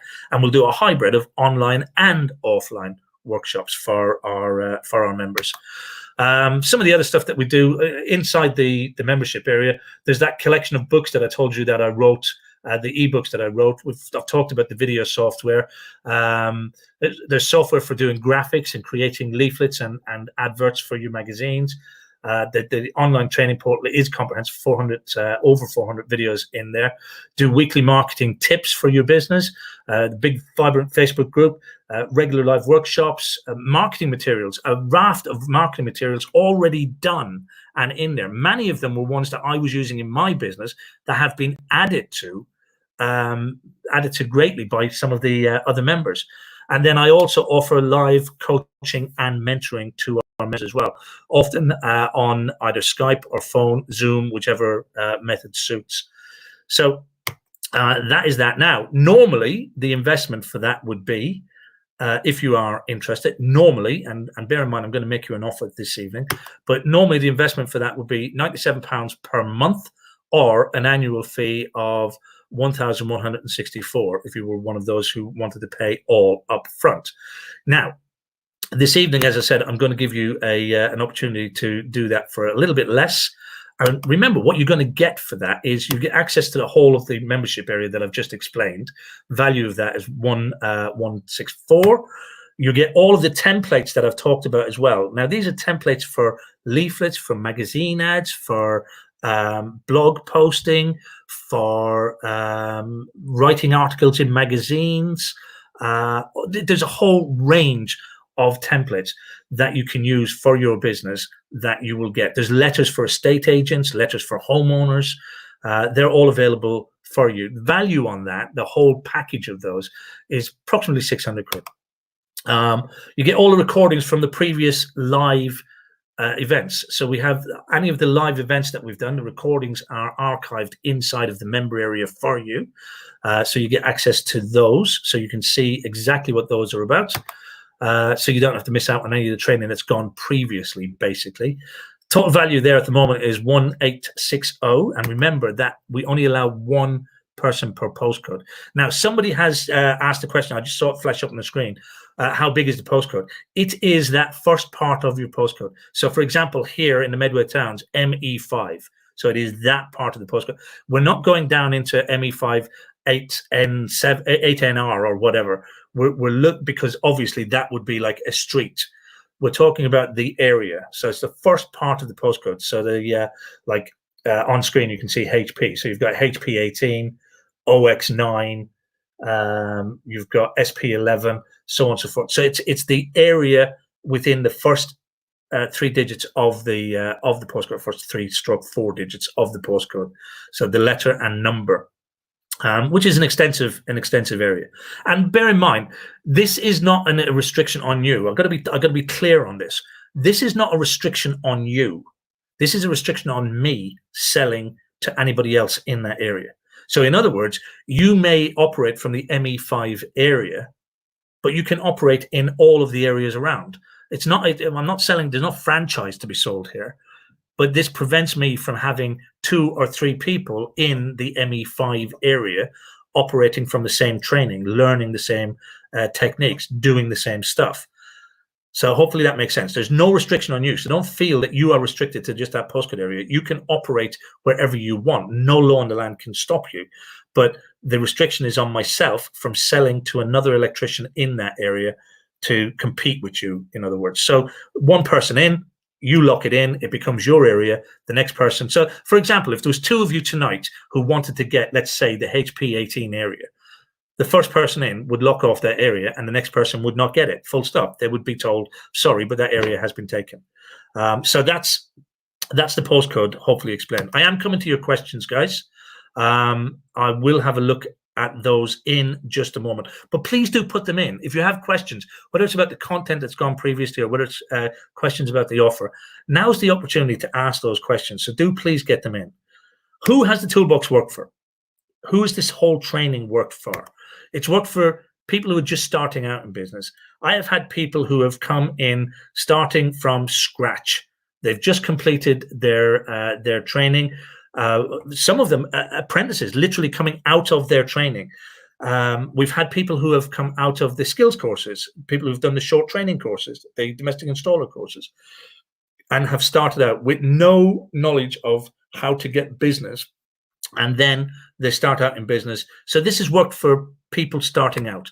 It's worked for people who are established in business, but they're looking to build and get more work. They want to end that cycle of feast and famine, or they want to get structure to their marketing. So it's worked for those. It's worked for people who are relocating. We've had at least 2 of our members who have upped and moved. They've had an established business in one area, and then they've upped and moved into another area, and they've taken the strategies that we are using and instantly started to get work in their new area. It's one of the things I did. My original business, the one that failed, was in London. It was based in London, and I re-established my business in London. But then I decided, because I was living in Kent, I didn't want the headache of the commute. I didn't want the travel. So I literally took everything that I had learned and reapplied it to Kent, and had work here, had a business established and up and running as if there was no break in the business at all. It's worked for other trades. I've mentioned already that inside of the member area, we have plumbers, we have heating engineers, we've got a glazer, we've got a handyman, decorators. So it works for other trades, but I will primarily, I got to caveat that if you are in a different trade, I have to caveat it that you will hear me reference electrical work. I will talk about things in terms of the way I will talk to electricians. But if you can sort of replace consumer unit with boiler, or you can, whatever the equivalent is for your trade, then the techniques all work as long as your audience is the same kind of an audience. So it's even worked for some electricians in other countries. We have we've got 2 electricians in Ireland at the moment. We have, throughout the life of the program, we have had 7 different electricians from the USA in the program as well. And of course, we've got a number of case studies of people who have been around for a while and doing extremely well with it. Mark, he was one of these individuals I mentioned, starting from scratch. Mark's business, when he came to the toolbox, he was in employment initially, and he took the leap. Then, having joined the toolbox, he took the leap, fed up of making money for others, got tired of subcontracting when he stopped working for others, and then now his business is he's got an abundance of his own work, all developed through his own marketing techniques. His work is within 10 miles of where he lives. His wife is now in the business with him. She was in a different job initially. She's now in the business with him. So it's a proper family business, and they're looking forward to growing the business and taking on an apprentice as well. So let me ask you, and we have more case studies like this, but let me ask you, what if you did subscribe and you became a Toolbox member? What would it be worth to you if you just got 1 extra job per day? Now, granted, if you're charging £18 an hour at the moment, that wouldn't be a lot. But if you start charging the type of money that I believe you should be charging, and it would be my mission to make sure that you get what you are worth, then my guess is you would easily cover your subscription. What if it only got you 1 consumer unit? What's the profit on a consumer unit worth to you today? 300 quid profit on a consumer unit? 400 quid profit on a consumer unit? But what's the profit to you? And if you got 1 of those a week, 1 of those a month, would it cover your subscription to the toolbox? What about 1 rewire? You got a rewire a month based on the work that you're doing, marketing your business, from the techniques and the tactics that you learn from inside the toolbox. Do you think it would be worth it? I think it would. So here's what we're looking at. You're looking at getting the toolbox membership, all of the templates that we mentioned, all of the recordings that we mentioned in terms of the live events, and limited to 1 postcode. So only you in your postcode area, and it should be you for your postcode area. You're here today. Other people will get this opportunity over the next coming weeks as I start to roll out more promotions for the toolbox. Other people will get the option. First come, first served. I think you being here tonight, it should be you that takes this opportunity. So do you want to learn more and get the results that other people are getting? People like Steve. Now, some of you might recognize Steve Palmer. So Steve, when Steve initially joined the toolbox, when he came to the toolbox first, he was charging £25 per hour. That was his hourly rate. He was working long and hard hours. And the reason he had to work long, hard hours was because he needed to be earning just £180 a day to keep his head above the water. So just to float, just to keep going, just to keep the business going, pay the bills, he needed to be earning a minimum of £180 per day. Now, just do the maths. At £25 an hour, he would have to work long, hard days. Considering, you've got to factor in a lunch and travel and so on and so forth there as well. Today, now, having joined the toolbox, Steve is charging £145 as a minimum charge. That's 145. You heard it the first time. Now, did he do that all in one go? No, he didn't. There's a strategy. There's a way to work up to doing this. It took a little while. But once he started the process, once he started to believe in himself, once he started to believe what he was worth, and once he started to convince his customers what he was worth, and when he realized that he didn't need to promote to everybody, that those people who were paying him and happy to pay him £25 an hour were not necessarily his ideal customer, and when he realized who his ideal customer was and how he could promote to them, it changed everything for him. Today, he picks the work that he wants to do, he works the hours that he wants to work, and he continues to fill his diary. Now, let me tell you, one of Steve's major values is not money. And it's not his business, it's not his work. One of his major values is his family. He has a family of young children, and he values spending time at home with them. At £25 an hour, he wasn't able to spend time at home with them because he was too busy out there trying to earn money to put food on the table for them. Today, he gets to spend that time with them.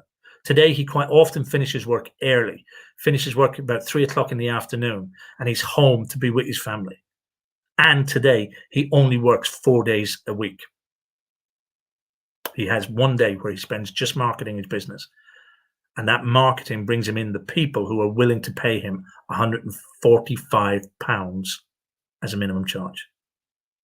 Steve went on, and this is why I said earlier that some of you may recognize him, but Steve went on to become extremely confident doing videos. From a guy who was very shy doing videos, with some coaching, he went on to be very confident doing videos. He actually shared one of his videos that got over 2 million views on Facebook. It got more on YouTube. This video went viral. As a result of it going viral, do you think it helped to establish him as an expert in his local community, in his local area? You bet it did. Not only that, but with those amount of views, it got the attention of the media. And Steve got featured on both local and national news.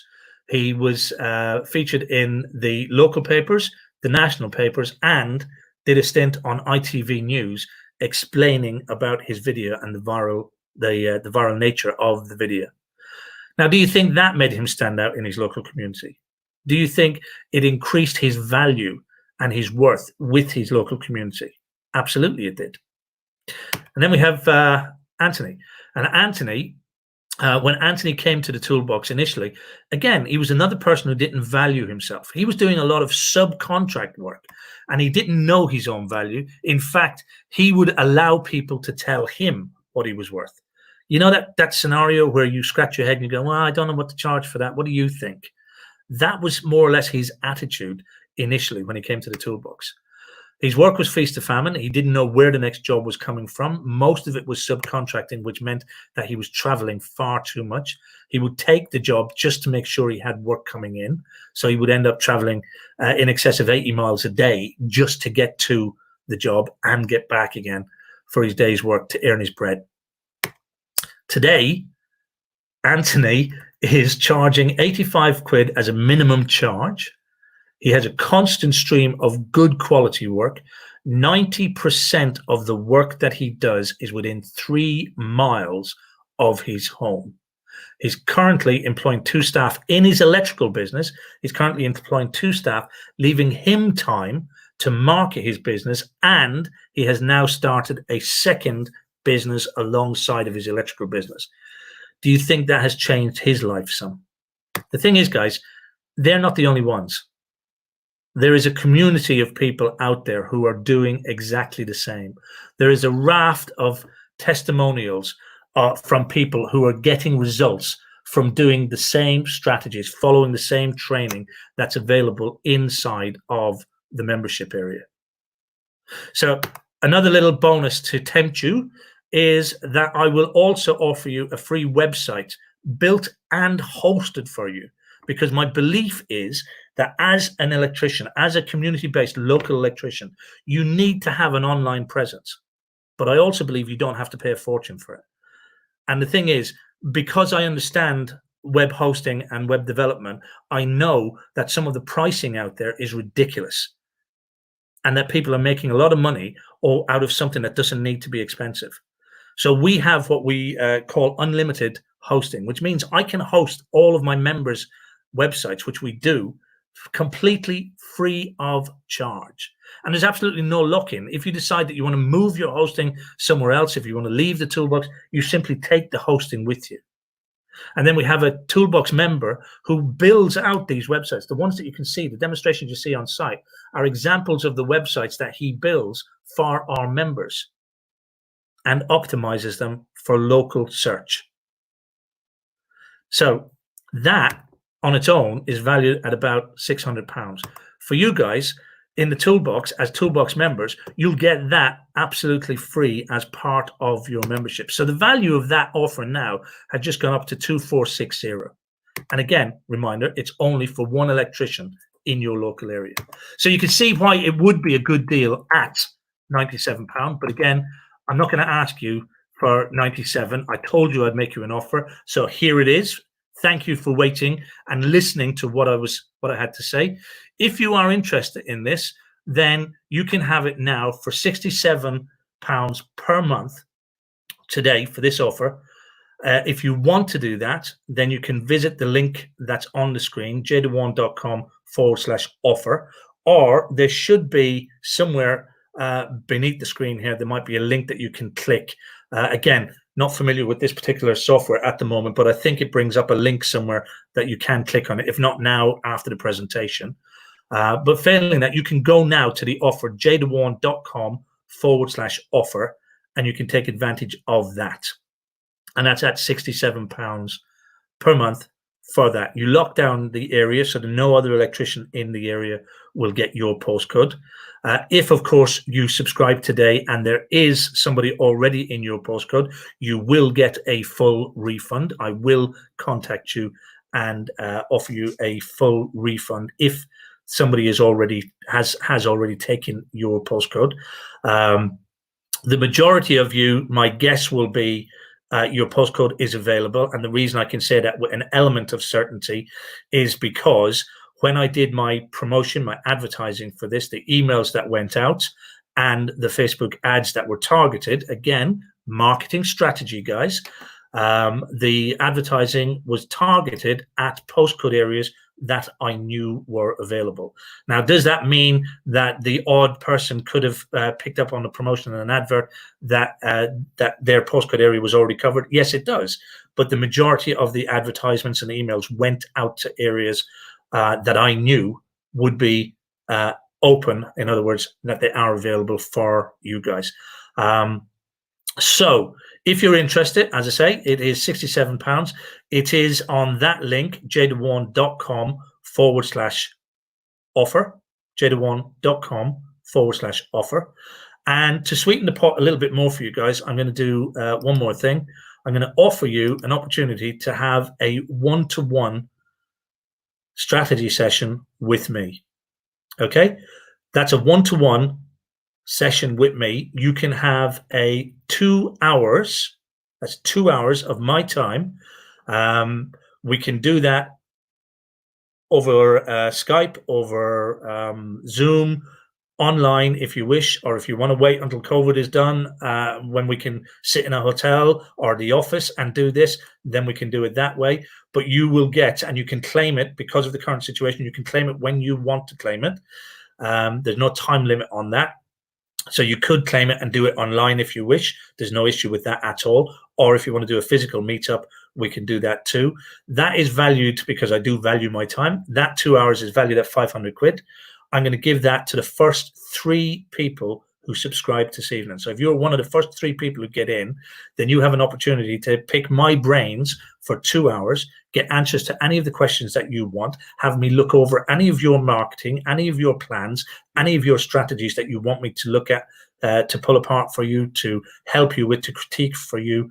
I will do. If you don't want it critique, but you want coaching, then we can do that also. So that's for the first 3. Let me be fair, because there's a number of you still on. For the first 5 people, that will be available. jdewane.com/offer. Now, important for you to understand, I'm going to offer you also a 30-day money-back guarantee to ensure that you don't have any concerns or worries about this. Because I can imagine people sitting there thinking to themselves, well, what if I spend money and I don't like it? Okay, fine. 30-day money-back guarantee. If you join today, if you subscribe today, you pay your month subscription.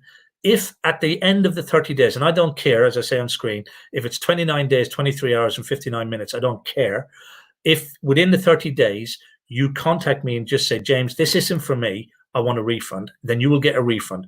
No, I won't say no questions. I will probably ask why, but it won't be in order to try and convince you or persuade you. It will be so that I understand, so that I can develop my offering better. So I'm not going to lie to you and say there's no questions asked. I may ask you, I will say, okay, thanks for giving it a try. Could you tell me why it is you've made that decision? Okay.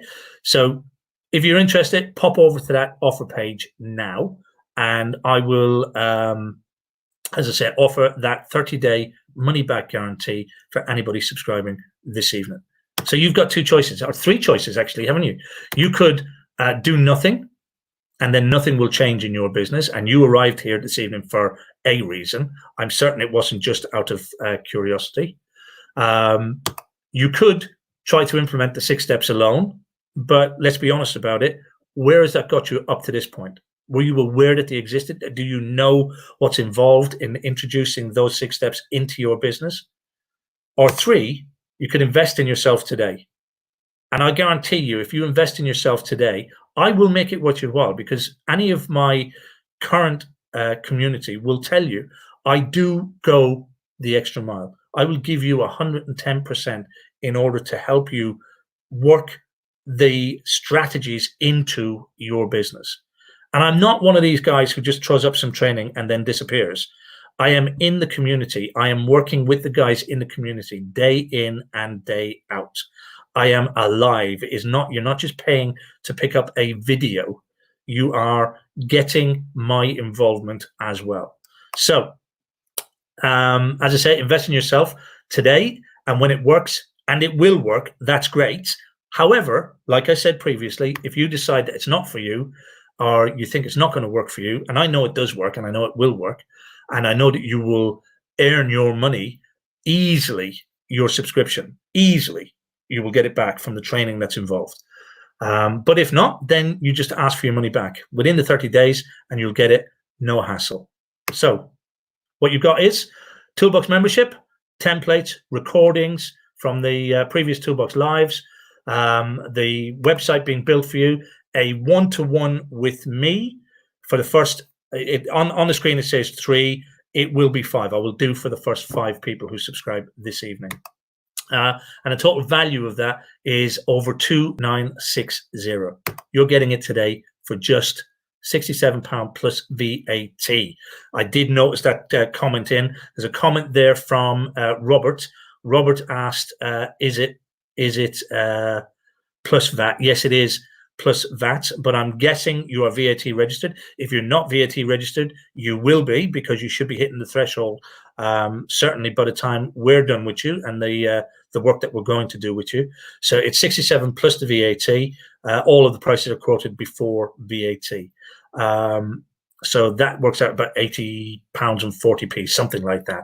But you can claim back your VAT. So that is it, guys. I'm going to go across and see what questions or queries you have. It's going to take me a couple of seconds to go back through the stream and see what questions you have asked. If I've already answered the question as I've gone through, then I may just skip that. If I see the same question asked a number of times, I may skip because I know I've answered the question. But the point is, if you feel I haven't answered your question, let me just take a sip of my drink. Loosen up the tonsils again. If you feel that I haven't answered your question, please, please, please do type the question in again. Now, whether that's a question in relation to the content and the 6 steps, whether that's a question in relation to the membership, any of that, I'm happy to stay as long as it takes to answer any of the questions that you might have. So please feel free to pop those in and ask those questions. Okay, I'm going to just scan back through here. So please bear with me as I go silent while I'm doing that, and see where the questions actually begin. Okay, so we're back at the Yanni piece. Hold on a second. So Riviera Electrical mentioning 5-week wonders. Okay, I'm not one for using terms like that, because I don't believe there is such thing as a 5-week wonder. Are there some chancers in the industry? Yes, there are. Are there some people who genuinely have reskilled to better themselves and earn a living? Yes, there are. And I think the difference is knowing which is which. I have met some extremely good electricians, and I'll call them electricians, who have gone through the skill courses, who have retrained. We have a number of them working with us inside of the toolbox. The difference with these guys is they know their limit. They know what they are being trained to do, and they don't pretend any differently. And I don't believe that we should be hard on people like that, because they deserve the right. If they put the effort in to learn a skill and they put the effort in to develop themselves, then I believe that they deserve that opportunity. What I don't like is when people take a little bit of training and then assume that they can actually do everything. So in other words, people who would perhaps take a skill course but not get some practical experience. I think you need some practical experience. But there are genuine people, and then there are people who don't. But also, as a and we didn't invent the term; it was created as a domestic installer. If you are competent enough to do the work, then you should be given every opportunity to do that work. So I don't believe in talking down about these people, apart from the ones who really don't try. And unfortunately, there are people like that. But these people have existed from time immemorial. All that the skill courses did was gave them an out to say, I've now got a piece of paper. So there are people who will take advantage of the system, but there are genuine people who are absolutely trying to just earn a living. So that's just my opinion on that. Charlotte says, I think I'm the new person. I've just lost a lot of electrical work in the entertainment industry, so trying to get some domestic work until it blows over. Then, Charlotte, this would suit you down to the ground, because in no time at all we could have you up and running, picking up electrical work in your local community. So again, nothing to lose. Riviera, is this recorded? PC just crashed and missed the load. If you're still there, message me and we can sort something out for you. Either private message me on Facebook or email me. And for those of you who need to take my email, it's james@jdewane.com. That's james@JDEWANE.com. So that's the email address if you need to message me. So Jeremy, my builder, lots of time wasters. Okay. Any of those lead generating sites are like that. Any of them, no matter how they're dressed up, the bottom line is they're selling you leads. They're not helping you to build a business. They're not helping you to build assets that will work for you time and time again. They're selling you leads, and those same leads they're selling to other people as well. And invariably, the people who come chasing those leads are price shoppers anyway. You can generate quality leads yourself for a fraction of what you would pay for any of these lead generation sites. Cool. Sole trader or limited company, in your opinion, and does it matter? No, it's just a way of doing business. In terms of getting business, it matters not. In terms of how you want to protect yourself legally, then it matters. And I know that there's a lot of people now who will be looking at that whole setup based on what just happened in terms of COVID. And I know that the government has done what it can do, and I know, but a number of people fell through the cracks. So a lot of people will be looking at that, and it is a subject for a completely other conversation. And we've had conversations like this inside of our community. But the bottom line is, sole trader or limited company is going to be based on how you want to protect your business or how you want to run your business. And there are good reasons for doing both. So a very quick coaching session with you would work out which one is the best for you, because there's no one right fit for everybody. Depending on you, what you want out of it, bottom line, how secure you want to be, again, is important. Then you would make a decision, whether it's sole trader, limited company, limited liability, partnership, whatever. The structure of the company won't make any difference in terms of getting the business. You can get any amount of business being either a sole trader or a limited company. That's about positioning yourself. But in terms of how you secure the business and what you want from the business yourself, then that's a decision to be made. And as I say, on a coaching call where we could sit and work out what you actually want from your business, and then you walk away with the right idea. But then again, any good, and I mean a good accountant, would be able to help you with that as well, because it's not necessarily just a financial decision. There's a deeper reasoning behind why you would want to do that as well. Cool. What would be my number one tip to somebody starting a new business? Good question. When you say number one tip, if you're talking about number one tip for getting business and getting work, first and foremost would be Don't spend a lot of money on graphics, on signage, on logos. Keep back what funds you can for actually promoting your business. You can, and it's a mistake a lot of people make. They will start out in business. You get me off on a topic here, Dave. Message from Dave Armstrong. Sorry, the question was from Dave.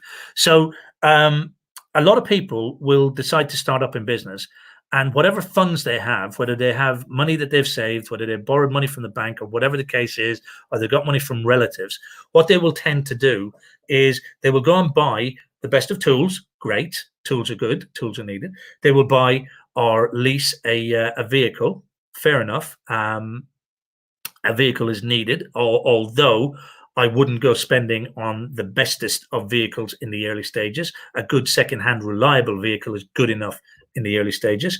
But then they'll spend money on business cards and graphics and logos and websites, and they spend a lot of money on this kind of stuff. And then they're ready to open the door for business. They've got no money to promote themselves.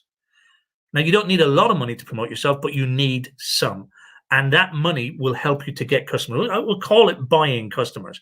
And I don't mean buying them in terms of brown envelopes. I mean buying customers in terms of advertising spend. When you know the lifetime value of a customer, when you know where you're going to find your ideal customer and how you're going to market to them, then you'll know that there's a cost involved to doing that marketing. But if you can spend, let's say, for example, £10 and get a customer that will pay you £60, then you're up. So understanding that matrix, and again, it's something that we teach inside, but understanding the cycle and the value of a customer and what it's worth spending to get a customer helps you immensely, because you can outspend your competition. Believe it or not, you can buy customers, you can outspend your competition to get customers by doing it the right way. So hold back funds. Don't spend on silly things that you don't need. You don't need a new van to start a business. A good quality secondhand vehicle is good enough. When the business is earning you money, then buy the Swish van that you want, or the Warrior that you want, or whatever it is that you want. You don't need it to start a business. You don't need to spend £1,000 on a blinking website. You can have one as a Toolbox member. You can have one for free. Doing it yourself, you can have one for low cost. But you only, your website is only a small part of the whole marketing mix. So don't waste money doing it. So that would be my initial first advice to somebody if they were just starting out in business. Dave. Alan asked how large a smaller postcode was. I think I've cleared that one up. It's the first 3 digits. When we say 3 digits, it may be ME17, 17, but it's ME17 or ME5 or DA16, DA18. It's that first part of the postcode, which opens up the area a little bit rather than reducing it down to the street level. And again, just be clear that there is no restriction on you inside of the postcode area. The restriction is on me not selling it to another person. So a couple of comments from Colleen. Now, I won't read the comments, Colleen, because I'm just conscious of time here for people. By the way, guys, the link is open. If you want to go to the link and get involved, now's a good time. jdewane.com/offer if you believe that this is for you. I'm still happy to carry on here answering any questions that you have. Colin does say that James has given me a lot of support and a huge support from other electricians in the group.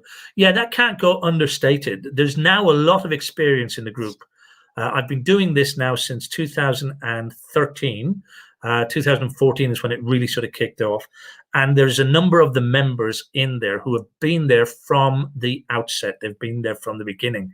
And you don't stick around with something like this if it's not working for you. But also they have now got a wealth of experience that they are sharing with the newer members. And that happens almost instantly when people join the community. You know, the rest of the team are only too willing to jump in and share their experiences. Cool. Colleen saying, sorry for staying on. Colleen, it's great to have you here. And she's saying that the templates are very handy. I'm not going to keep reading that out because it's going to sound like I'm getting Colleen to promote it, and that's not the object. But thank you very much for the comments. But you are asking who's my favorite toolboxer. Now I'm going to have to say you, aren't I?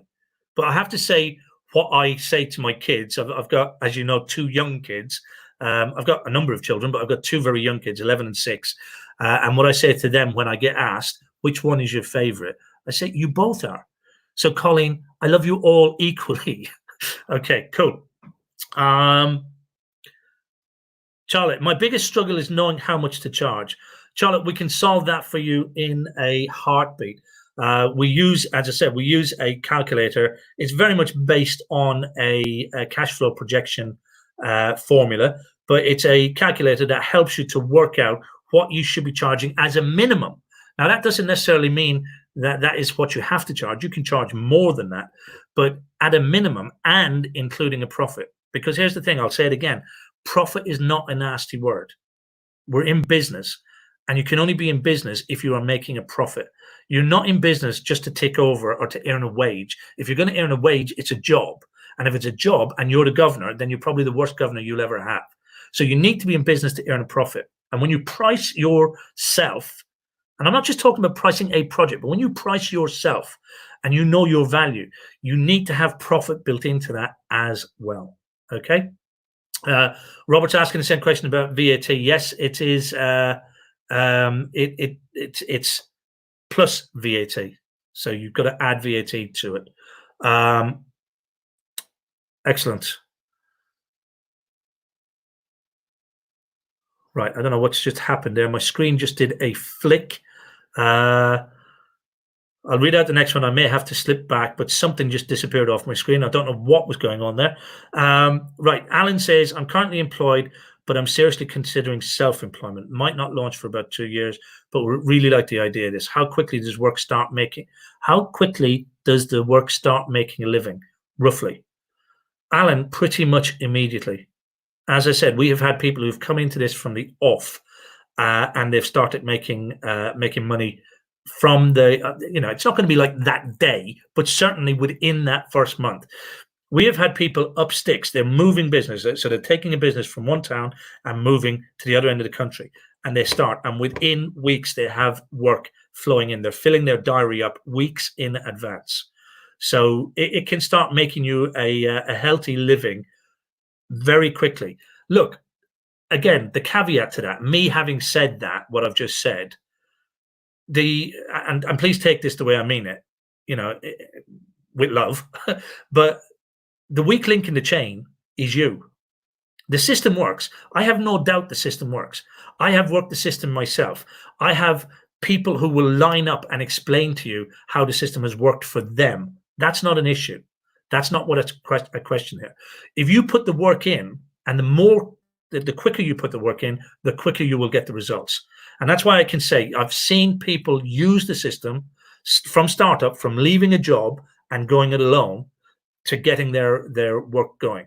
We have one gentleman within the toolbox who came out of one skill set, one trade, qualified as a domestic installer, and then started his business as an electrician. He had work within weeks.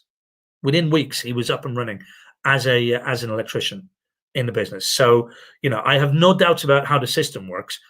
How much effort are you prepared to put into it? That's how quickly you'll get the results. That's the honest truth about it.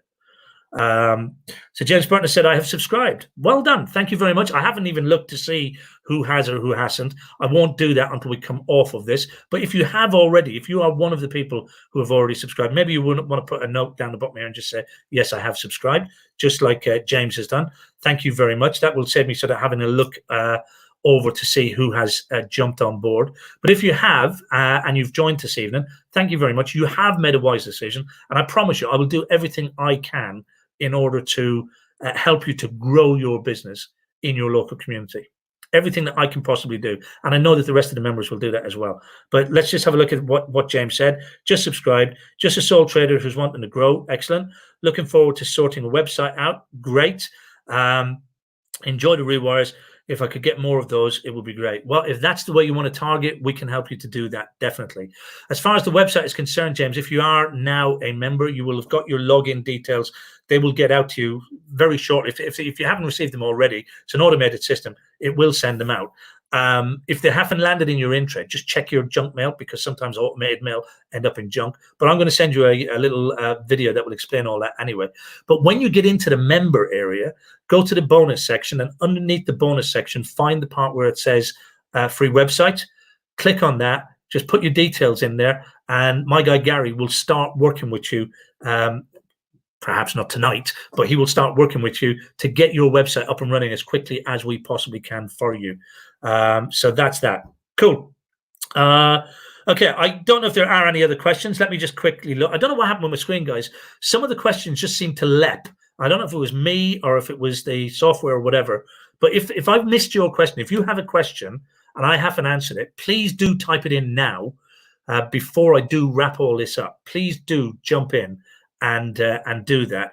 By the way, just so that you're aware as well, before I do sort of wrap things up, those of you who have subscribed, you will notice as well that there's a couple of other little bonuses in there that I didn't actually mention during the presentation. So you do get all of the bonus downloads. You get everything that's inside the member area when you subscribe. You'll see once you've registered, once you've logged in, that you also have access to the audio version of my book. You'll get a copy of the digital version, so the print, the PDF version of the book. You'll also get a copy of the audio version. There's also a complete training. You know, I mentioned and went off on a bit of a rant about my word of mouth marketing and how that's a strategy and not just a wish. I have a complete training package on using word of mouth marketing. You get that completely free. And there's another training package on creating cash with leaflets, how to make leaflets really work for your business. If you've tried leaflets before and they haven't worked for you, then this program will show you how to make them genuinely really work for you. Cool. Also, those of you who subscribe will also get a toolbox welcome pack. Let me just pull this up on full screen for you so that you can see what I'm talking about. So it will take a little while given the situation that we're in at the moment, but these get posted out to you. And inside you get a toolbox T-shirt to become part of the community. You get a nice mug that you can use for taking on site and have your tea. There are a couple of stickers you can put on your van. There's stickers for the windows of your van, the back of your van. There's a manifesto for you to read. There's an actual physical copy of the toolbox book as well, the S.P.A.R.K.S blueprint book. So there's a number of different things in there. There's actually as well, and I'm not going to steal his thunder, but there's actually a very nice poem written by one of our members about the toolbox, and it sums up what it means to be a toolbox member. And what's involved in being a toolbox member. That was written by Steve Oakey, one of our long-term members, and I just included it in the box because it actually does sum up everything it means to be a toolboxer, which is what we call ourselves, toolboxers. Excellent stuff. Okay, so I'm going to have a quick look again and see if there's any other queries or questions, guys. So like I said, there are those other additional bonuses available to you inside the member area that I didn't mention in the actual presentation itself. So again, if there are any final questions, guys, please do ask them.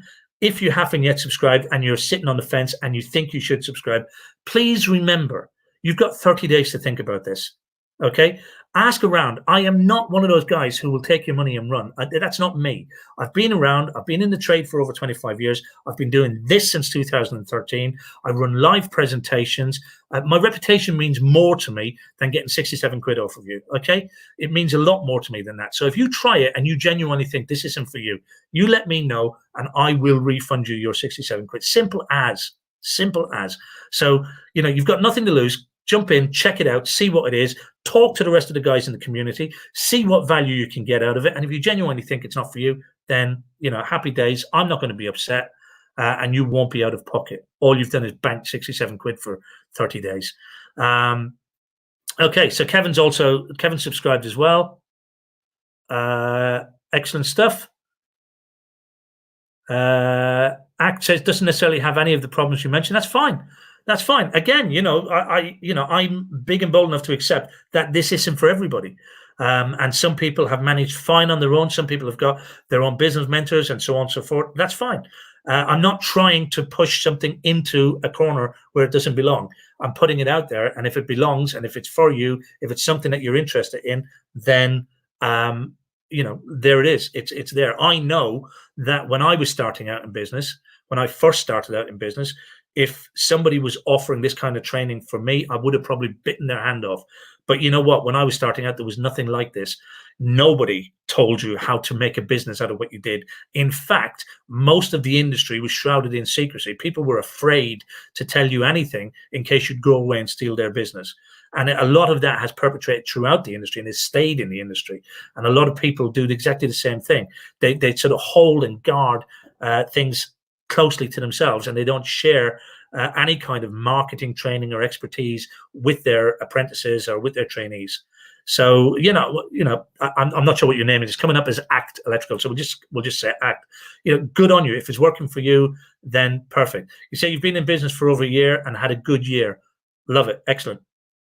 Does it matter who you're with, NIC or Stroma? Absolutely not. There's no snobbery involved in it at all. If I'm really honest with you about it, they're all as good or as bad as each other. I personally have done a lot of work with the NIC, EIC. I've done a lot of work in terms of presenting at their events and such like. But the bottom line is, you are the most important part of your business. You are the most important part. It's not about the awarding body. You will make the best of whichever awarding body you are with, and we'll show you how you do that. If you are NIC, then we will show you how to make the best of that in terms of marketing. If you are Stroma, we'll show you how to make the best of that as a marketing strategy as well. Colin Pop says that leafleting worked. ACT. Just interested in local market and has been interesting to hear the webinar. I haven't paid for any marketing or advertising up to now, so not sure that I should. Absolutely. Look, if you're getting enough business doing what you're doing, then I'm the last person who will say to you, I'm the first person who will say to you, spend money where you don't need to spend money. Okay, this for me is not spending money. This is an investment. Now, of course, I'm going to say that because it's my business, but it's an investment in your business. £67 a month. If I cannot make you that and more back in a month, then you shouldn't need to spend it. Full stop. So if you don't need this, then don't buy this. It's as simple as that. And I'm not trying to convince anybody to get something or do something that they shouldn't do. I'm telling you what works and is working for a number of electricians up and down the length of the country. I'm telling you that there is training available if you do have some of the issues involved. So I appreciate your input, but don't sit there feeling that you have to buy or you have to subscribe. There's nobody holding a gun to your head to say that you must do this at all. But thanks for the opportunity for me to clear that up for others. Seems like a lot of material to get through on the toolbox. Does it take a lot of time to implement? That again depends on the effort that you want to put into it, how much time you want to put into it, and it depends on what you want in your business. There's a huge amount of information inside of the toolbox, but you know what? You don't need all of that information. A lot will come down to how you define who your ideal customer is. A lot of it will come down to what the area you want to work in and what kind of assets you want to actually work and use in your business. That will determine the amount of training that you want to get involved in. And all of the assets are in there for you. So, if you want to do email marketing, there's email marketing available, training available to do. If you want to do magazine advertising, there's training there for you to do. You want to do networking, there's training there for you to do. You want to talk about increasing your price and your value, there's training there for you to do.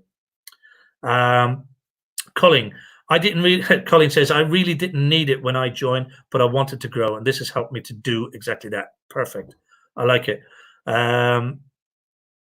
ACT is saying con. Are you suggesting that this is a con? I don't know. CONN. You let me know, my friend. Cool. My local area is flooded with self-employed small electrical companies, which is where I have struggled to break into, which is why I'm here. Okay. My local area is flooded with self-employed small electrical companies. Fine. Absolutely nothing wrong with being a small electrical company, which you've struggled to break into. But I thought you just said that you were doing extremely well. Okay, so whichever. Oh, that's your name, Con. Interesting. Con. Apologies. Capital C. Right. Okay. So Con, your local area is flooded with self-employed companies. Nothing wrong with having small local companies. What you've got to realize genuinely, what you've got to realize is they're not your competition. And I know that's a hard thing to get your head around. And I know we refer to them as competition, but they're not your competition. When you identify who your ideal customer is, when you position yourself properly in your local area, then these guys are not your competition. They are other electricians working in the area. And some of them you can actually form relationships with, which we call joint venture relationships. And there's a whole lesson on how that works inside the toolbox as well. But you can build up a community of people around you that support you and your business, believe it or not. And it's easily done. And the nice thing about it is nobody's doing it. Nobody except toolboxes are doing it. Cool. Okay, I've just spotted the time, believe it or not, and I had no idea that we were coming up on almost 10 to 10. That went extremely longer than I was expecting it to do. I hope you guys have got some value out of this today.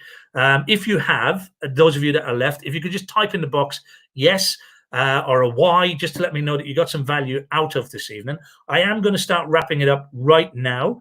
I want to thank you all for your time and your attention. If you are sitting on the fence, then please do. The offer is available tonight. So please do, if you've got to think about it for an hour or so, have a think. The link will be available. It's www.jdewane.com/offer, jdewane.com/offer.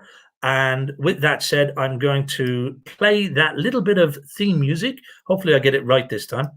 And we're going to bid you all good night. Thank you very much for your time and your attention. Those of you who have subscribed and joined, if you don't hear from me tonight because of the time, you will hear from me tomorrow. Let me turn that music down. If you don't hear from me tonight because of the time, you will hear from me tomorrow. But thank you very much for putting your faith and your trust in me. I do look forward to working with you. I will reach out and touch base with you guys personally. So take it easy. Thank you very much for your time and attention. And good night.